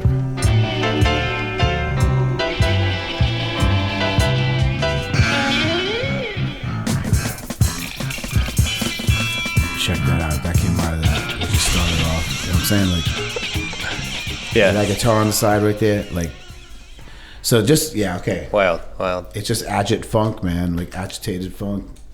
And again, you know, at this time, man, like, it's like, I don't know if you're familiar with Ornette Coleman's Primetime period, but that is some, like, the Primetime album that came out, like, what Ornette was doing in the mid-'70s was this kind of proto avant-garde jazz funk and the harmonics and all that kind of stuff, and these kids were obviously hip into it, because even, I don't, do you know who James Chance and the Contortions are? Mm-hmm. Same vibe, except James Chance happened to be in New York when all that stuff that Ornette was doing with Primetime was there. Hence the reason why Bernard Nix, who does play with Primetime, ends up playing in the James Chance and the Blacks or whatever, like the 1980 bands. Mm-hmm. But anyways, that kind of what we just heard, which was that, you know, funk with noise, avant-garde noise. I mean, that piano stuff could be like, you know, Cecil Taylor, or it could just be like, you know, a whole bunch of other out there free jazz guys that were coming up, you know, that were like, to think that the free jazz movement in the 70s was kind of pumping and thumping. It's pretty amazing. And you can hear it in this guy's stuff. Crazy. Yeah, it's a pretty wild song overall. I mean, like, I've been having a hard time with it only because, like, so the first few times I listened to it, I'm like, you know, putting it into the context of like, okay, so what do I know about Dash? Like, okay, I know the Thievery Corporation, I know GoGoGo, and I'm like, okay, so what's the relation here? And then I'm like trying to listen to the words, and the words are so out there that it's just like I can't even grasp anything. I'm just like, I really got to sit down with these words because I know there's something here, but I can't hear it. Right. Because there's some of this weird, like, the lyrics aren't coming up now, but there's some really weird, like, way he puts some words together and weird descriptions. Like, what was it, like blue glass, like screams, like. I mean, he's definitely, like, you know, literate. Yeah. Like, you know what I mean? Like, he's like I said earlier. I mean, like, you know, these are the art kids, like the English kid. Like, what are you going to major in college? English. What are you going to do with that? You know what I mean? I'm going to teach. You know what I mean? Like, that kind of thing. Like, these guys are definitely, like, you know, Nick Cave's a huge fan of these guys. You know what I mean? And these are guys are like, you know, when you hear their lyrics, it's like they can be flowery or they can be straight up. Like, you know. Yeah. I think it sums it up, actually. Like, typically the lyrics, it seems, from this album at least, they sum it up, like, at the end. Right. Like, they'll give one beautiful line or two lines at the end that just narrowly sum up the whole thing, you know? So I'm just going to get into this. I wanted to mention this with the Thief of Fire, but so here's a quote. Ridge Farm, first recording day, first song, Gareth Sager said, "Listen to this, played on Dansette record player, James Brown's Soul Power, super bad. I started dancing. Gareth said, now you're ready. Then we did Thief of Fire, John Waddington on guitar." Hell yeah. So that's awesome. Wow. And that makes complete sense because, as I said, Thief of Fire, man, the guitars, like that chinka chinka, like, Right. and when you're saying, like, if that was because they were listening to Super Bad, I mean, you know, I remember, like, I don't know if, I mean, have you heard the 10-minute version of that? I probably have, but I don't know if I. You know what I'm trying to say? It's like, but necessarily. it's like the whole side of the record. You know what I'm saying? It's like ching ching ching ching ching ching ching ching ching ching. Like, you know what's crazy is I can't remember who it was. It must have been Fred Wesley, but just reading an interview with him when he was like, you know, auditioning guitar players, and the whole thing was like, you know, the whole funk chord, right? Like the chink chink chink chink. It's like, okay, can you do that for 15 minutes? You know what I mean? Like, that's what you're going to be doing. You're just going to be going chink, chink, chink, chink, chink, chink, chink, chink. You know what I mean? So anyways, yeah, man. That song, Super Bad, are you kidding me? Like, Oh, yeah. the double guitars in that is nasty. Because one guy's just doing percussion and the other guy's, you know, it's just... Weird. I And the thing is, you know, so both of those guys, I mean, that's the one thing, I don't mean, like, I mean, the conclusion aspect, I guess, but, like, this band was only around for a couple of years, like several years, and then, you know, when they split up, it was like, you know, everybody went into like other projects that were, you know, Rip Again Panic was what Garth Sager did with Nana Cherry. They were actually on the Young Ones, which is cool, and then John Wannington went into and Dan Katzis, the bass player, they came on the second record. They did Maximum Joy, and actually the bass player on this one, Simon Underwood, did Pig Bag. I don't know if you ever checked those guys No, out. I don't. Doesn't sound Pig familiar. Bag's sick. They were doing a lot more funkier. They're dope. Check them out. Okay, so you've gone deep into the whole catalog of. Yeah, these guys. Yo, man, this is like I said, and also, like, you know, Y Records was a thing that Dick Odell was doing, and it's just cool because it was like bass groove oriented kind of stuff. You know what I mean? It wasn't super. You know, it wasn't guitar. Straight up like driven. punk. Yeah, like, you know what I'm saying? It punk wasn't stuff. like, you know, it wasn't like rock and roll. You know what I mean? It was like guys who were listening to funk and reggae. And I mean, the guy who produced this record is Dennis Bavell, and, you know, he had a band called Matumbi, but he was doing like, you know, British reggae. Right. I think he's from the Barbados, so I don't know if I know he's not from Jamaica. He's from one of the islands, but you know, he was a big deal with this record. I mean, he used to work with Leighton Kwesi Johnson. I don't know if you know who that is. No. LKJ. He was a British. Check him out. Okay. All part of the same era. Yeah. And having him produce this record was dope, because if you do listen to For How Much Longer You Tolerate, you know, Mass Murder, the second record, the production is much more rawer. You know what I mean? I started listening to it a little bit, but I didn't really get into it too far and, like, you know, too in depth. Yeah, but I'm just like, when you listen to this record and you're hearing all those like, we're on to what, like, you know what I mean, hearing all these kind of like crazy, you know, like, or like, you know, wah! Like that kind of stuff. Like, it's they did a really great job. Yeah. The production for this record is ridiculous. Right. Yeah, exactly. That's what I want to. I'll listen to the second record a little bit more, you know, in depth when I have a little bit more time. Yeah. But no, I mean, this is just you just you know, cracked open the egg. Yeah, man. Yeah, I mean, I'll dig. I'll dig later. Yeah. All right, we're gonna move on to Blood Money. Oh, this is great. This song is great, man. And it ends the record too, and it's like, The side, right? yeah, it ends the side. Yeah.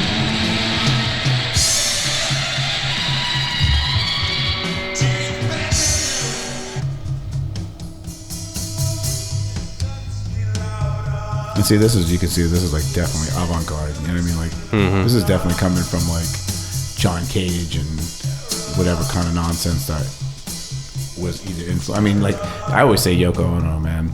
Like, straight up, man. Like, Yoko is so much more influential when it comes to punk than John Lennon. Oh yeah. So the drummer in this band, Bruce Smith, ended up. Hold up. Even when it makes no sense. An order is an order. See, like political lyrics. You know what I'm saying? Yeah. And right now, it's like this is a slow builder, but it gets all the groove kicks in too, and it's just like super dope. Look at the bass. Wait for that drops in. There you go. And Garth Sager played sax, so that's where you get all that. But that right there, that noise up on top, man, that's.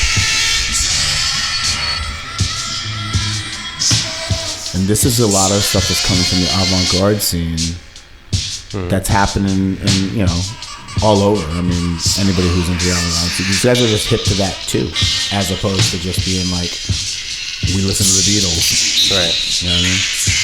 So the best part is if you get towards the later and the middle part of the song, because that's when it kicks in and it gets just like super dope. You know what I mean?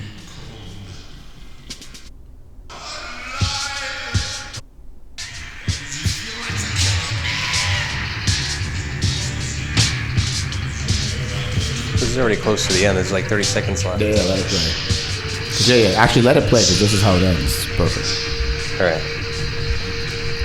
So yeah, Blood Money.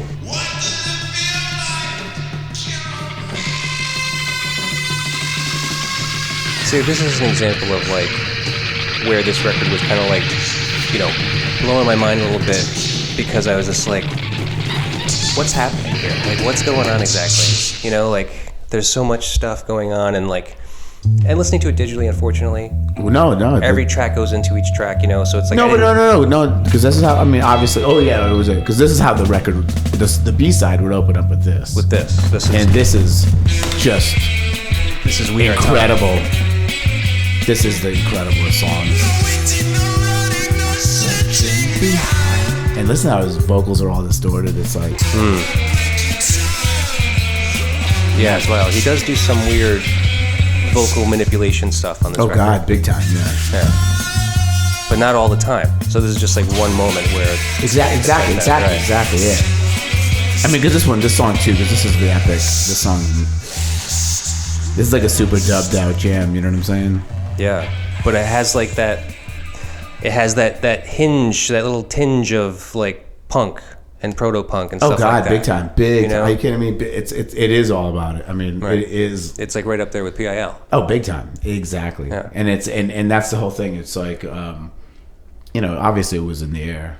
Mm-hmm. You know what I mean? Like, you know. Oh yeah, for sure. I just watched like the Trojan Records documentary thing, and it's just like to think about, you know, that heyday. You know, was the early 70s when the whole skinhead movement.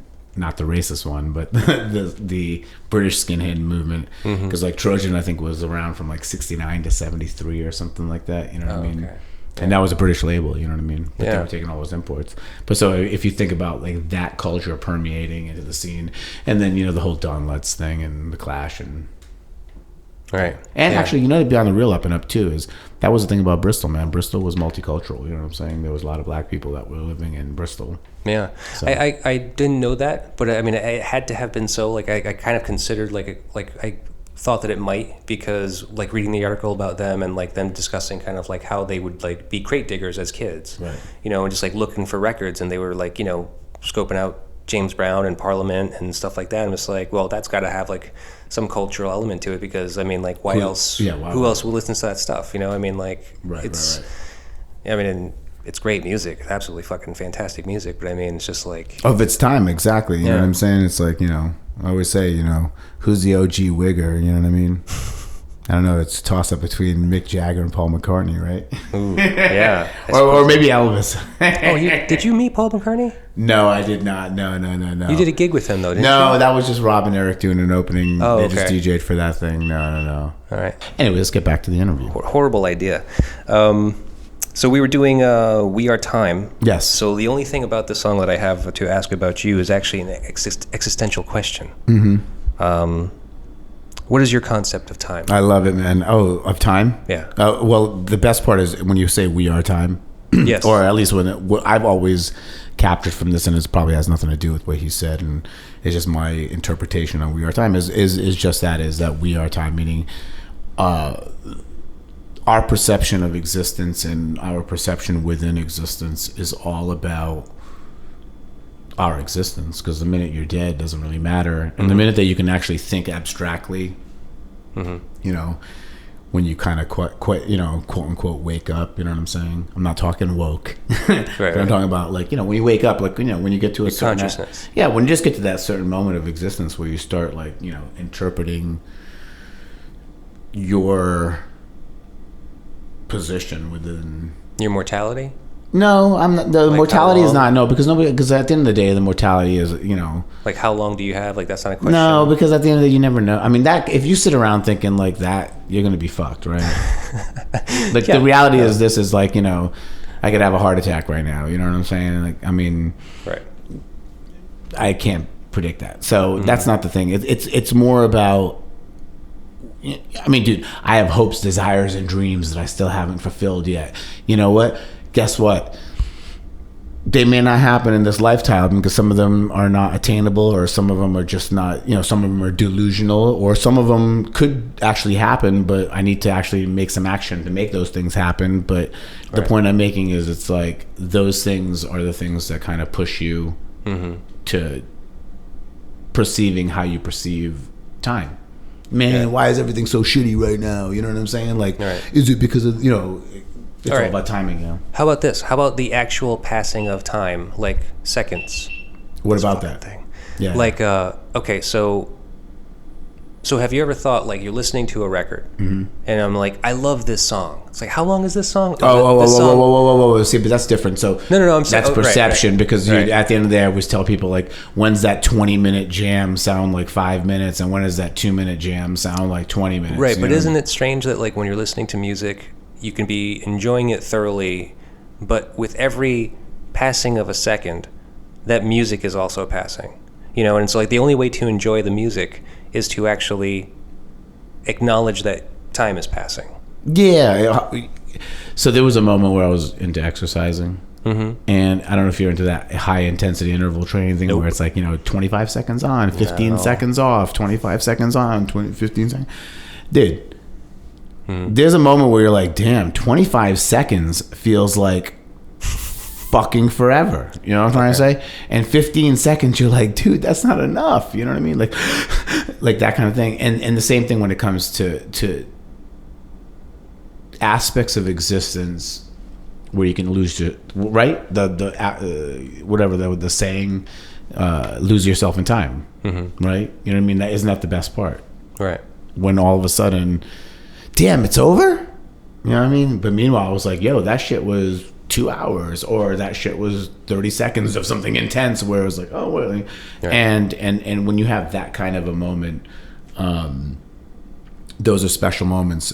The really dull and hard part of existence happens to be when you're, damn, when is this shit gonna end? You know what I'm trying to say? Like, you know what I mean? The like, exact opposite, yeah. You know what I'm saying? It's like, that's what most of life is, right? Hence the reason why we love getting caught up in some sort of an art or something that transcendence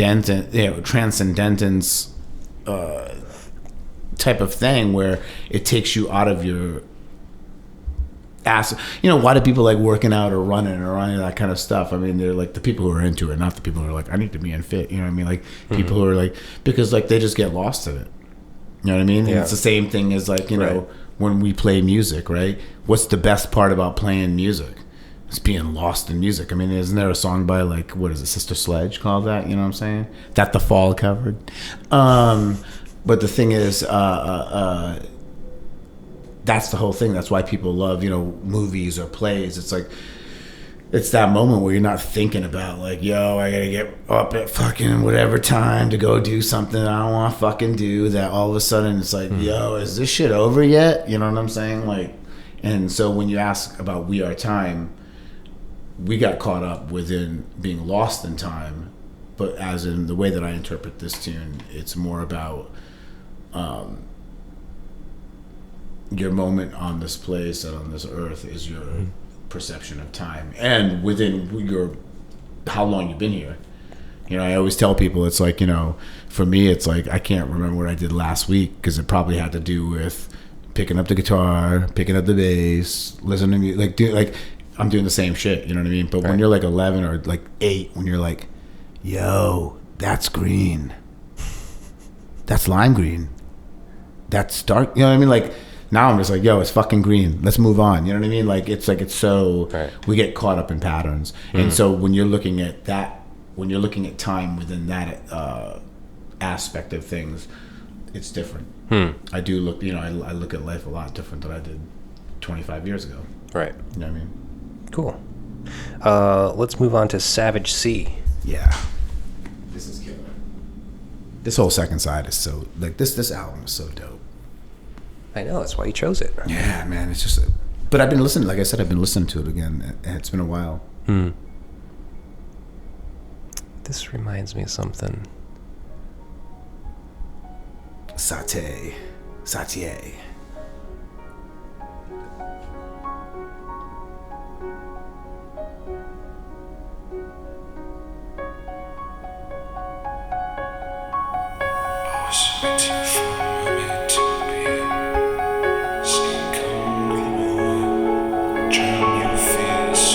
Sounds like a film soundtrack. I mean, like I was saying, like think about like Philip Glass or like, you know what I mean. I'm not saying that it's, you know, that stuff that he does, but that stuff was prevalent in the avant scene at that time. You know what I'm trying to say? Like, how many other artists were like Philip Glass? Had just happened to be the guy who got big.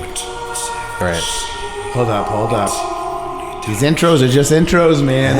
These are compositions, man. I know. You gotta like scroll through because it's like it gets like this part. You're like, whatever. This is like, you know, whatever. But it's like, you know, it gets intense. It's a movement. Yeah. And it gets intense. Like, you know, when you get deeper into it, it's like. Let me scrub.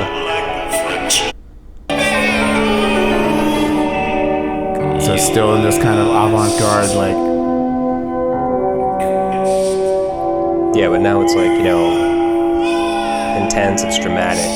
Yeah, exactly. But all that kind of stuff is like, you know, when you think about those minimalist composers that were doing. Yeah, exactly. Man. Violin. Billy Bang stuff. And so much of this has to do, again, I say, like, these guys were into, like, free jazz, man. You know, like, you got, like I was saying, Cecil Taylor, Coltrane, Coleman.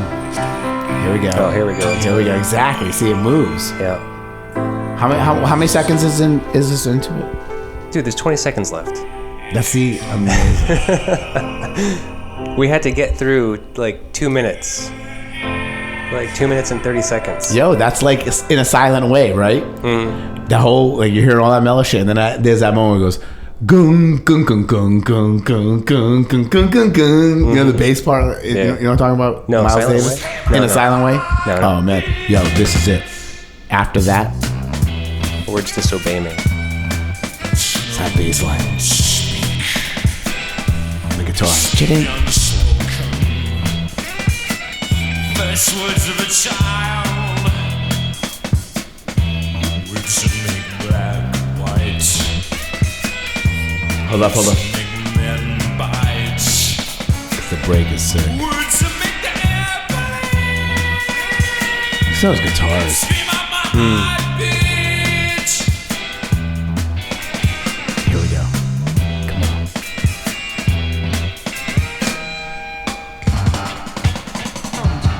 Wow. Truth is feeling, but it's not a sound. Truth is feeling, it's not a sound. Truth is feeling, it's not a sound. The truth is feeling, but it's not a sound. Hold up. We don't need words. Here we go.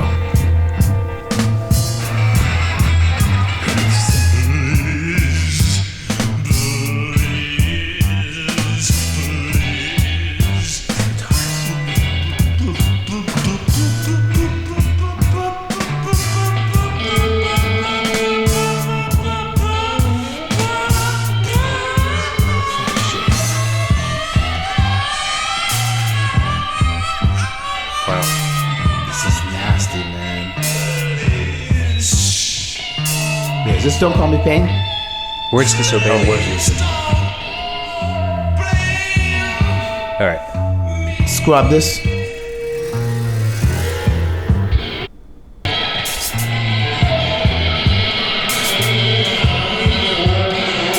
How much is left? Yeah, like 40 seconds left. Is it the last 5 seconds? No, I'm just saying, like, all of this. It's hard because when you just listen to it in continuity, it's like these are just like these like funky avant-garde moments. Because the next tune is what? What's the next? I can't remember. Don't Call Me Pain. Don't Call Me Pain, which is perfect. So you're coming out of this. So let us segue, just so that if you listen to this on a real level, like, Hold on a second. the transitions is what makes it even more dynamic because you're hearing this avant-garde craziness, and then you go into something that has like super funk groove. Like, Right. Don't Call Me Pain, it takes a second before it gets there, but when the groove kicks in, it's so heavy. So you just came out of what we just listened to, which was just like avant funk thing, and Yeah. now it goes into this. Yep. This is Don't Call Me Pain. Yeah, don't. This is. And it takes a second before this gets into its super duper groove. But like you're coming in out of that craziness, and now you're coming to this.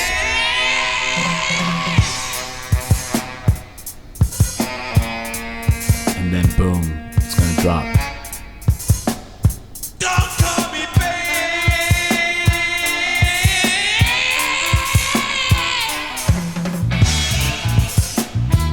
Yeah, and this is like very Gang of Four-y. You know what I'm saying? Like the punk funk. And this is and so you just came out of something that wasn't that way. Boom. And this is that production. Guitars. Yeah.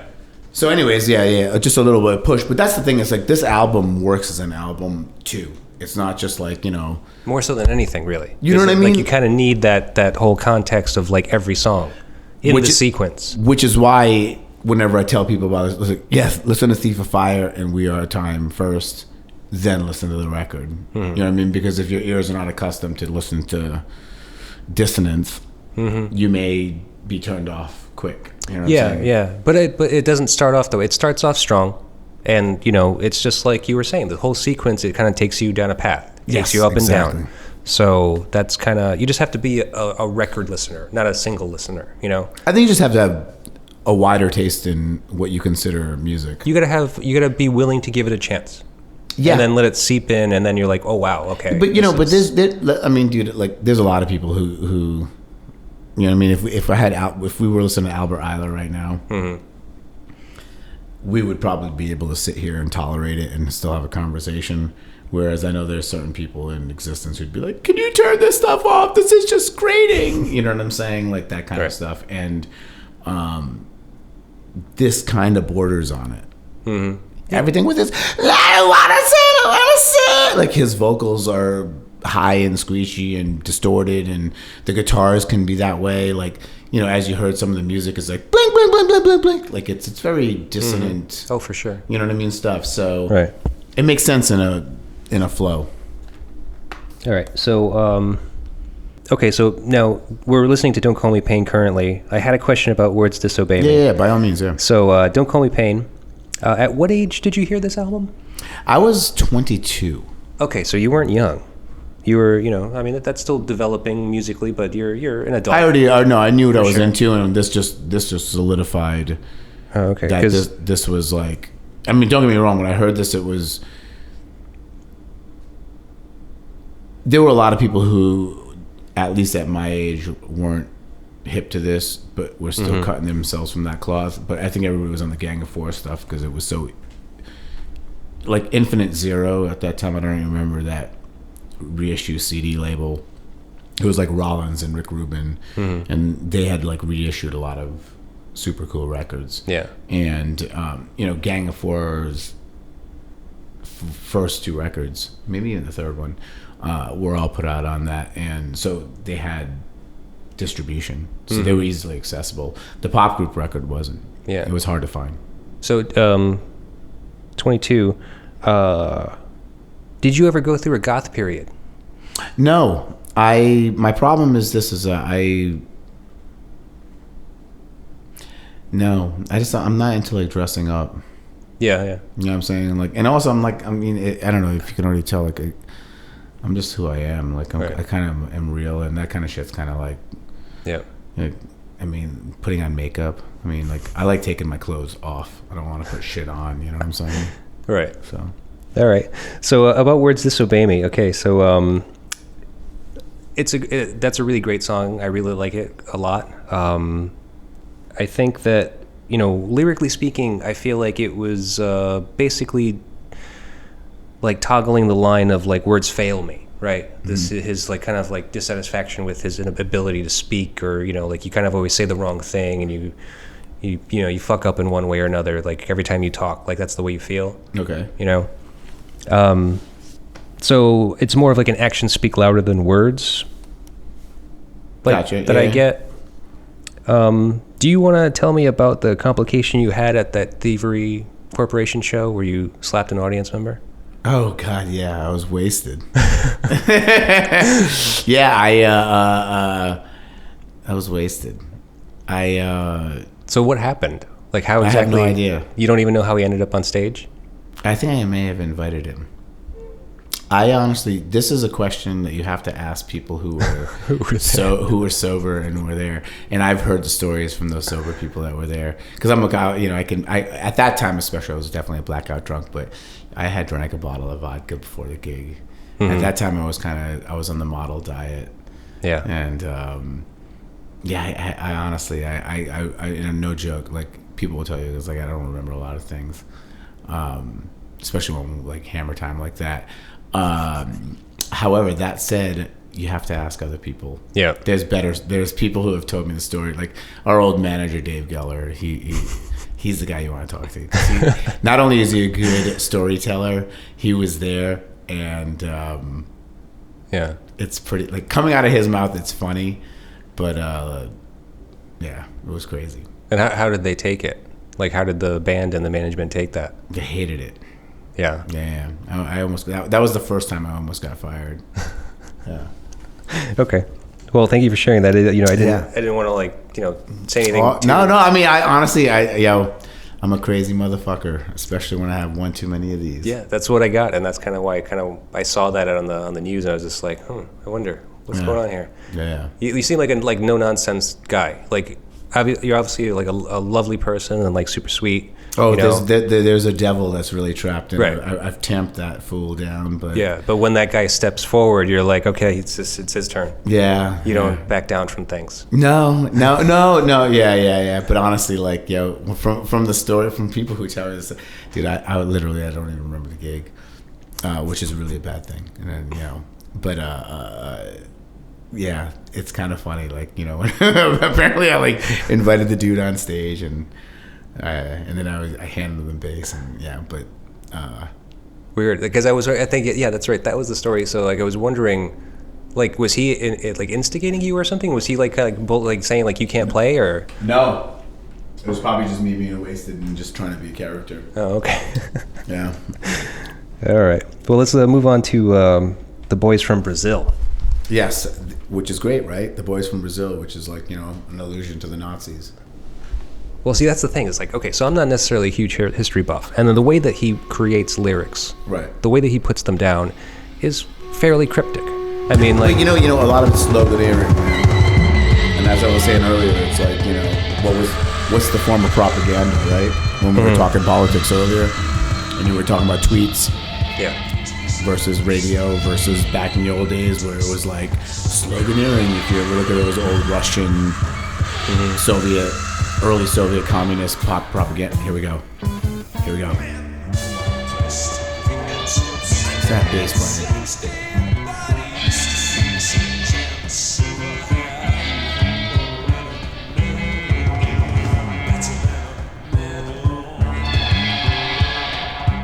all right, we got to get into it. We're running out of time. Oh. Is there a time? What is time? Oh, it's a motherfucker. I'll tell you that. Yeah, it right. controls everything. But That's if you. Hey, man, what are you talking about? so, but yeah, you can keep on explaining the song to me because I mean I was interested in hearing your take on it and kind of what you know about it. But I mean, again, at this point, it's like I play it again. Keep on playing. Where are we at? Again, this is like. This is right before it's over, right? no, this is still fairly early. It's like a minute in. No, but what track is this? This is what's Oh, the- this is the boys from Brazil. Well, exactly. So keep it going. So yeah, this is like near the end of the album. Exactly. This is the next to last song, right? Great. Yep. So this is what's so cool about this song. Are we close to the end? No. So as you can see, it's still more of that avant funk. See, it gets into the heavier bass. Yeah. So this is like a minute from the end. Well, this is great, perfect. So let's let it play in the back while we're talking because how it ends is great because then it goes into the last song on the record, which is for how much longer. But what's super cool is how abruptly this ends, like the cut. Yeah. You Okay, know what I'm that's saying? this Like, song. Yeah, that's All right. yeah, exactly. You know what I'm saying? Like, Yeah. and then it goes into for how much longer? Excuse me, not from Don't Sell Your Dreams, right? And it goes into Don't Sell Your Dreams on somebody else's dreams. You know? Right. What I don't like about that goddamn production trick, because there's, a few records that have those types of things in it. The hard stops. Yeah, it's not even a hard stop, but it's just something that just fucks up your ears. Which Where is you're why like- it's kind of rad, because Yeah. when you listen to how much longer, we're going back to how much longer, but the last song, that's why it's so great, is because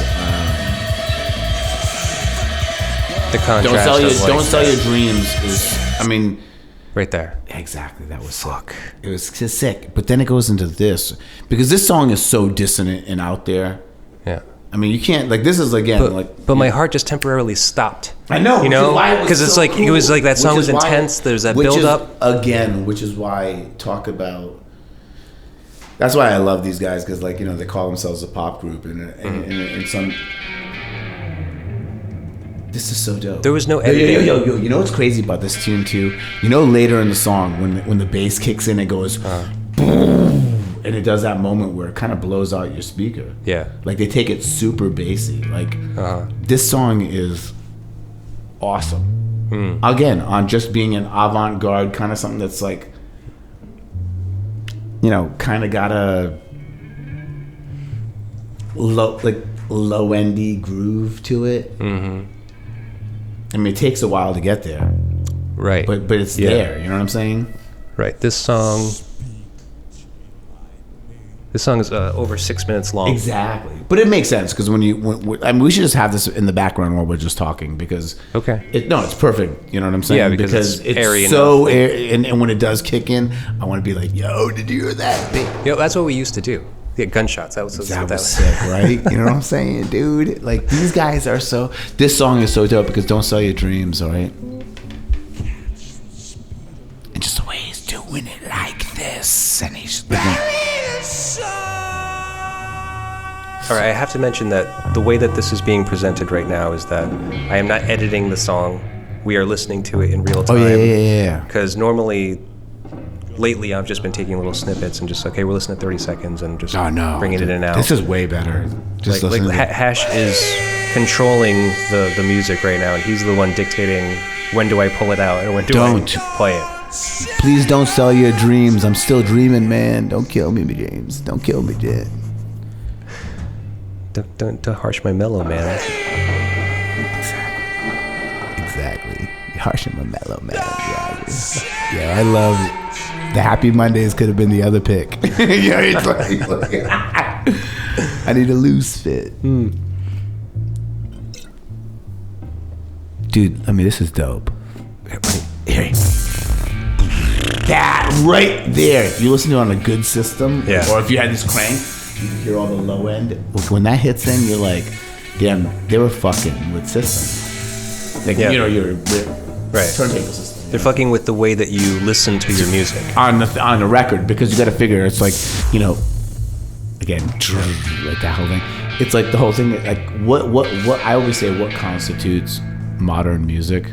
Mm-hmm. And I think we were goofing around about it, because you brought your upright bass over here, and it's about bass and capturing low end, and what modern music is all about. Even when it was modern back then, was capturing the bass. Paul McCartney was plugging in direct. You know what I'm saying? James Jamerson got to fucking have his own channel. You know what I'm saying?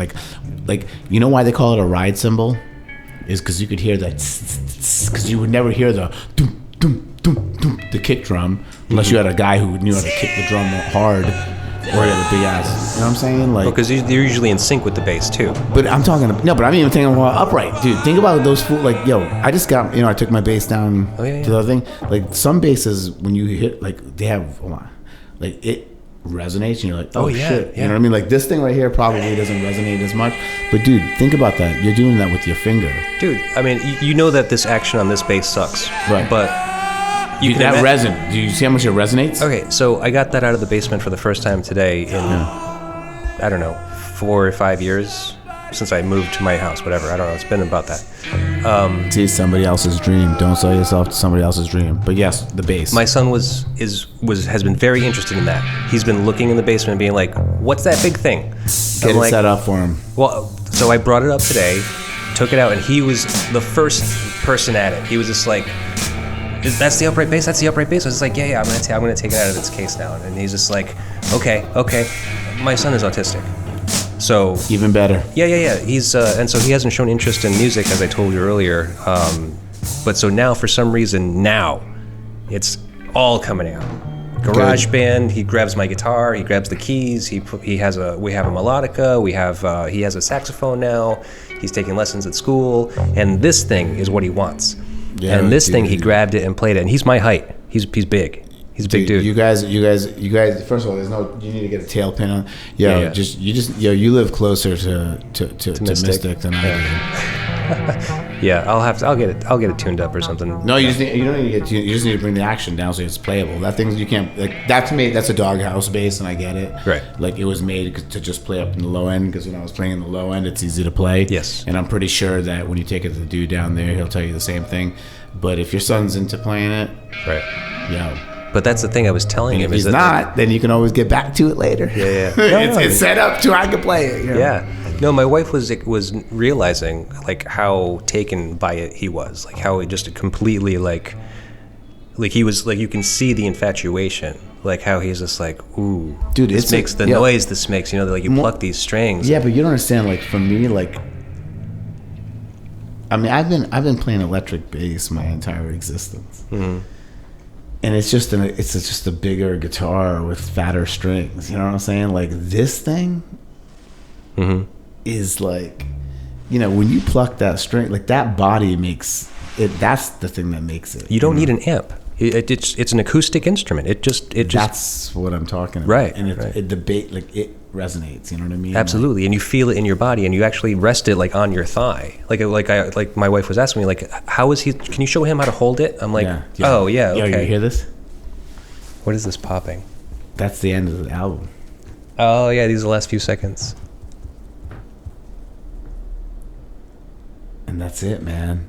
That's why 338 is just, like I said, that's like, honestly, like, listen to this record to that point and you just be like completely blown away. But to back on the upright bass, man, like, that's like, it's just it's like playing any kind of acoustic instrument where it's like You feel it. yeah, you know what I mean? Like, it's like, I love playing that. Like, that acoustic guitar is sick because That's how you can gauge a good guitar, is that you rest it on your chest. Yeah, and or you just strum it, and you can feel the reverberation, and the stronger the reverberation is, the better the guitar is quality wise, supposedly. Or for me, it's more just, which, yes, I mean, there's aspects of that, but for me, what it's more just about is the fact that, like, you know, you and I both play bass, right? Electric bass. It's like, how does that sound when you play it unplugged in front of the TV, and when you play it plugged in front of the TV? Right. You know what I'm trying to say? Like, things, yo, right. come on, dude. But have you ever rested your chin on the rest? Hell yeah. I put my course. ear on that thing so I can figure out the tuning. I'm not talking about that. Yeah. That's a whole different story, because that's the difference between, I got a maple neck and I got a rosewood neck, or it's this body. And then we can get, I got these pickups in this pack. You know, that's a different story when it's plugged in and we're playing. Right. But, you know, as for it being a resonating instrument, hell yeah, dude. I mean, like, dude, give me a rubber band right now. Ding, ding, ding, ding. Like, you know, let me get the right mic. It'll sound killer. But the point I'm making is that That thing. it's an acoustic instrument. It's like, you know, like, now I want to buy a violin. Yeah. You know what I mean? I'm like, why? Why not? You know what I'm saying? It's just as they call these things, bass fiddles. Let me just get a fiddle. Yeah. You know what I mean? I was going to ask you, don't they sometimes refer to these as double basses? Double basses. Why do they bass call it a fiddle. double bass? And I read about this recently, and if it will come back to me, it'll come back to me. Hold on. Oh. All right. It's not a terribly important question, but I did tell my son I was going to ask you about this, because I was just like, I should know this, and, you know, go easily Google it, but it had. You know why? I know, because it doubles the bass. That's what it was. It doubles the bass? It doubles the bass, because I think what it was when they wrote for the bass clef, it played the same notes as whatever other instrument was playing bass. Oh, so it okay. doubled the bass. Okay. I could be wrong. It's playing the same part. It's playing along with whatever instrument, but it's like the whatever bass line instrument. If we were playing piano, whatever the left hand bass thing was, it would double the bass. Oh, and I could be wrong. But it's always when they're playing this type of thing. You don't call an electric bass a double bass. You could be doing the same thing. I think it's because that comes from classical theory talk, because that's why they refer to it now as the upright bass. Right. They also refer to it as the bass fiddle. Bull fiddle? The bull fiddle? Yeah, exactly. So that being said, I think the double bass I think that's right. I could be right. It may have just popped in my head. Okay. That sounds right. I mean, that makes a lot of sense. I mean, yeah. I'll go with that. I'm going to go with it too. It just makes more sense. So now playing it again. Yes. The full body experience. Oh, not again. Actually, I just picked it up, as I told you. 2 months ago was when I actually... So I had bought an electric upright like 10, 11 years ago. And I only know this because I bought this upright, and then I ended up buying something from this company that I bought something from before, and then, I was looking at my, like... Purchase history. I was like, oh, 2010? Damn. What did I do with that thing? Exactly. Well, I sold it. And the electric upright was a Palantino. It was like basically kind of like a very thin line body. Yep, it's a stick with strings. Yes. Yep, no life.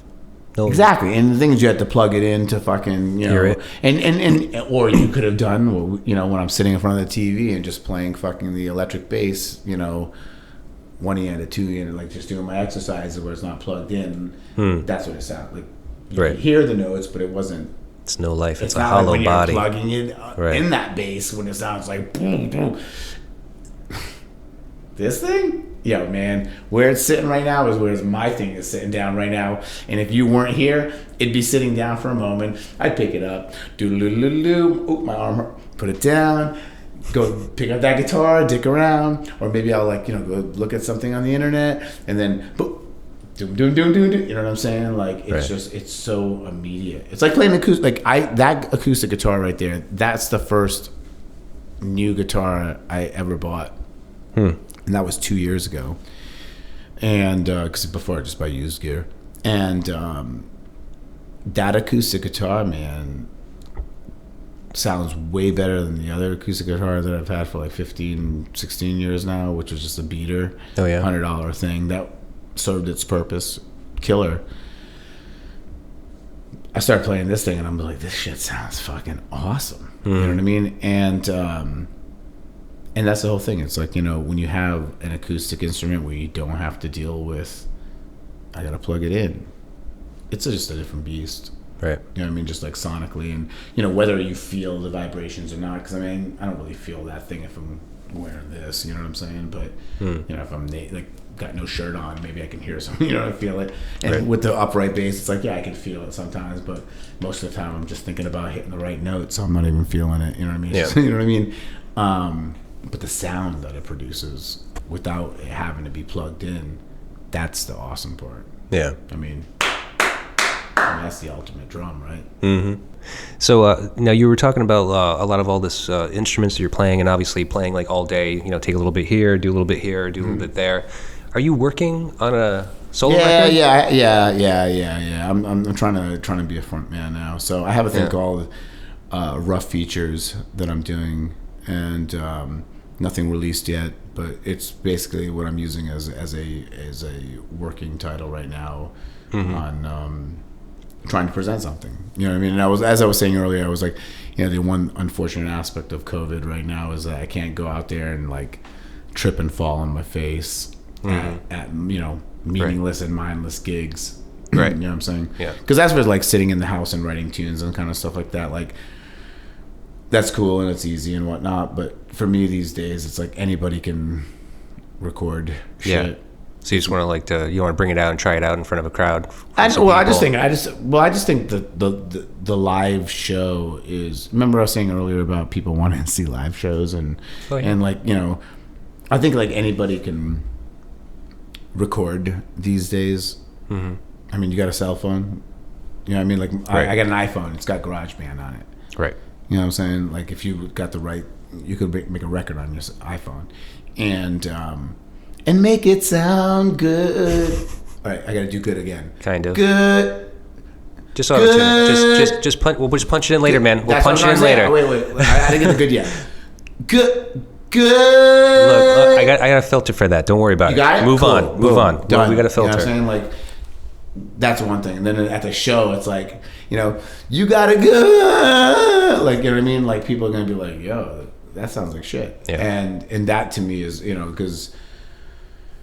So hence the reason, yeah. So yes, I am working on something, but it's something that it's definitely in the formative stage. Like ever since I moved back to Rhode Island, like 5 years ago, I've been on, and even like a little bit before that, I've been like, being in the Thievery thing. I'm like tired of being behind singers. Mm-hmm. Like I want to be the front guy. I want to. We didn't even get to talk about any of your bands actually. Like is not because we were talking about the pop group. No, I know, but I did want to touch on some things, and we kind of have to wrap it up because you actually have to get to practice. Yes, for a Gnarnia. show that we're having. This won't come out in time, but don't worry about it. It will be streaming, and so it actually will be saved onto YouTube. So It will be. actually, Yes. It's a throwback band with my drinking buddies called Gnarnia with a G. Mm-hmm. Hate the name.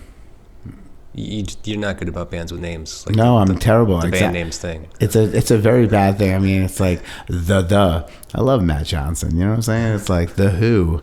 Who doesn't like John Entwistle? Mm-hmm. But so Gnarnia is playing a live streaming benefit show, right? Because it's like they do the streaming and they're taking like a virtual tip jar, I think, for Dusk. Oh, that's great. Yeah. Dusk all day. Yeah. So so that's why I know, like, because they've been starting the series, so there's been a couple of shows already that have Yeah. happened. It's been about 3 or 4 now. I think this is a 5th. This will be the 5th one, I think. Right. So so it'll still be on YouTube, so people can actually still see it. Great. We're gonna have to speed this one up. Right. And this is coming to you from. And this is what we call wrapping it up. Exactly. 1, 2, 1, 2. Yeah. So you were on the radio. You kind of know the whole radio gig then, huh? Like how to. Yeah. It's called Wrap It Up, B. Yeah. Wrap It Up. All right. Well, so Gnarnia is playing on the 25th, which is Thursday. Yes. I will link the stream to it so that Oh, you can cool. they'll be able to watch the whole thing after the fact anyway. So Very cool. Very cool. Thank you. thank you, man. This has been a blast. Are you kidding thank me? you This for has been- fucking letting me, explore the fucking pop group. Oh yeah, you haven't even wait to hear the next record. Actually, the singles, man. We'll listen to it right now. Once the video dies. Are you gonna play the bullfiddle a little bit? I would love to. You know Go what I'm for saying? All right, here we go. Yeah, I don't even know how to play this thing. It's like I get on these things and it's like as soon as I don't see the dots there, I'm like, oh shit, what the fuck? Where am I? Keep it real simple. 3 notes. 3 notes. Groove.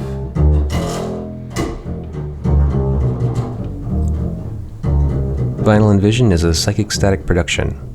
Theme song written and performed by Jeff Robbins of 123 Astronaut.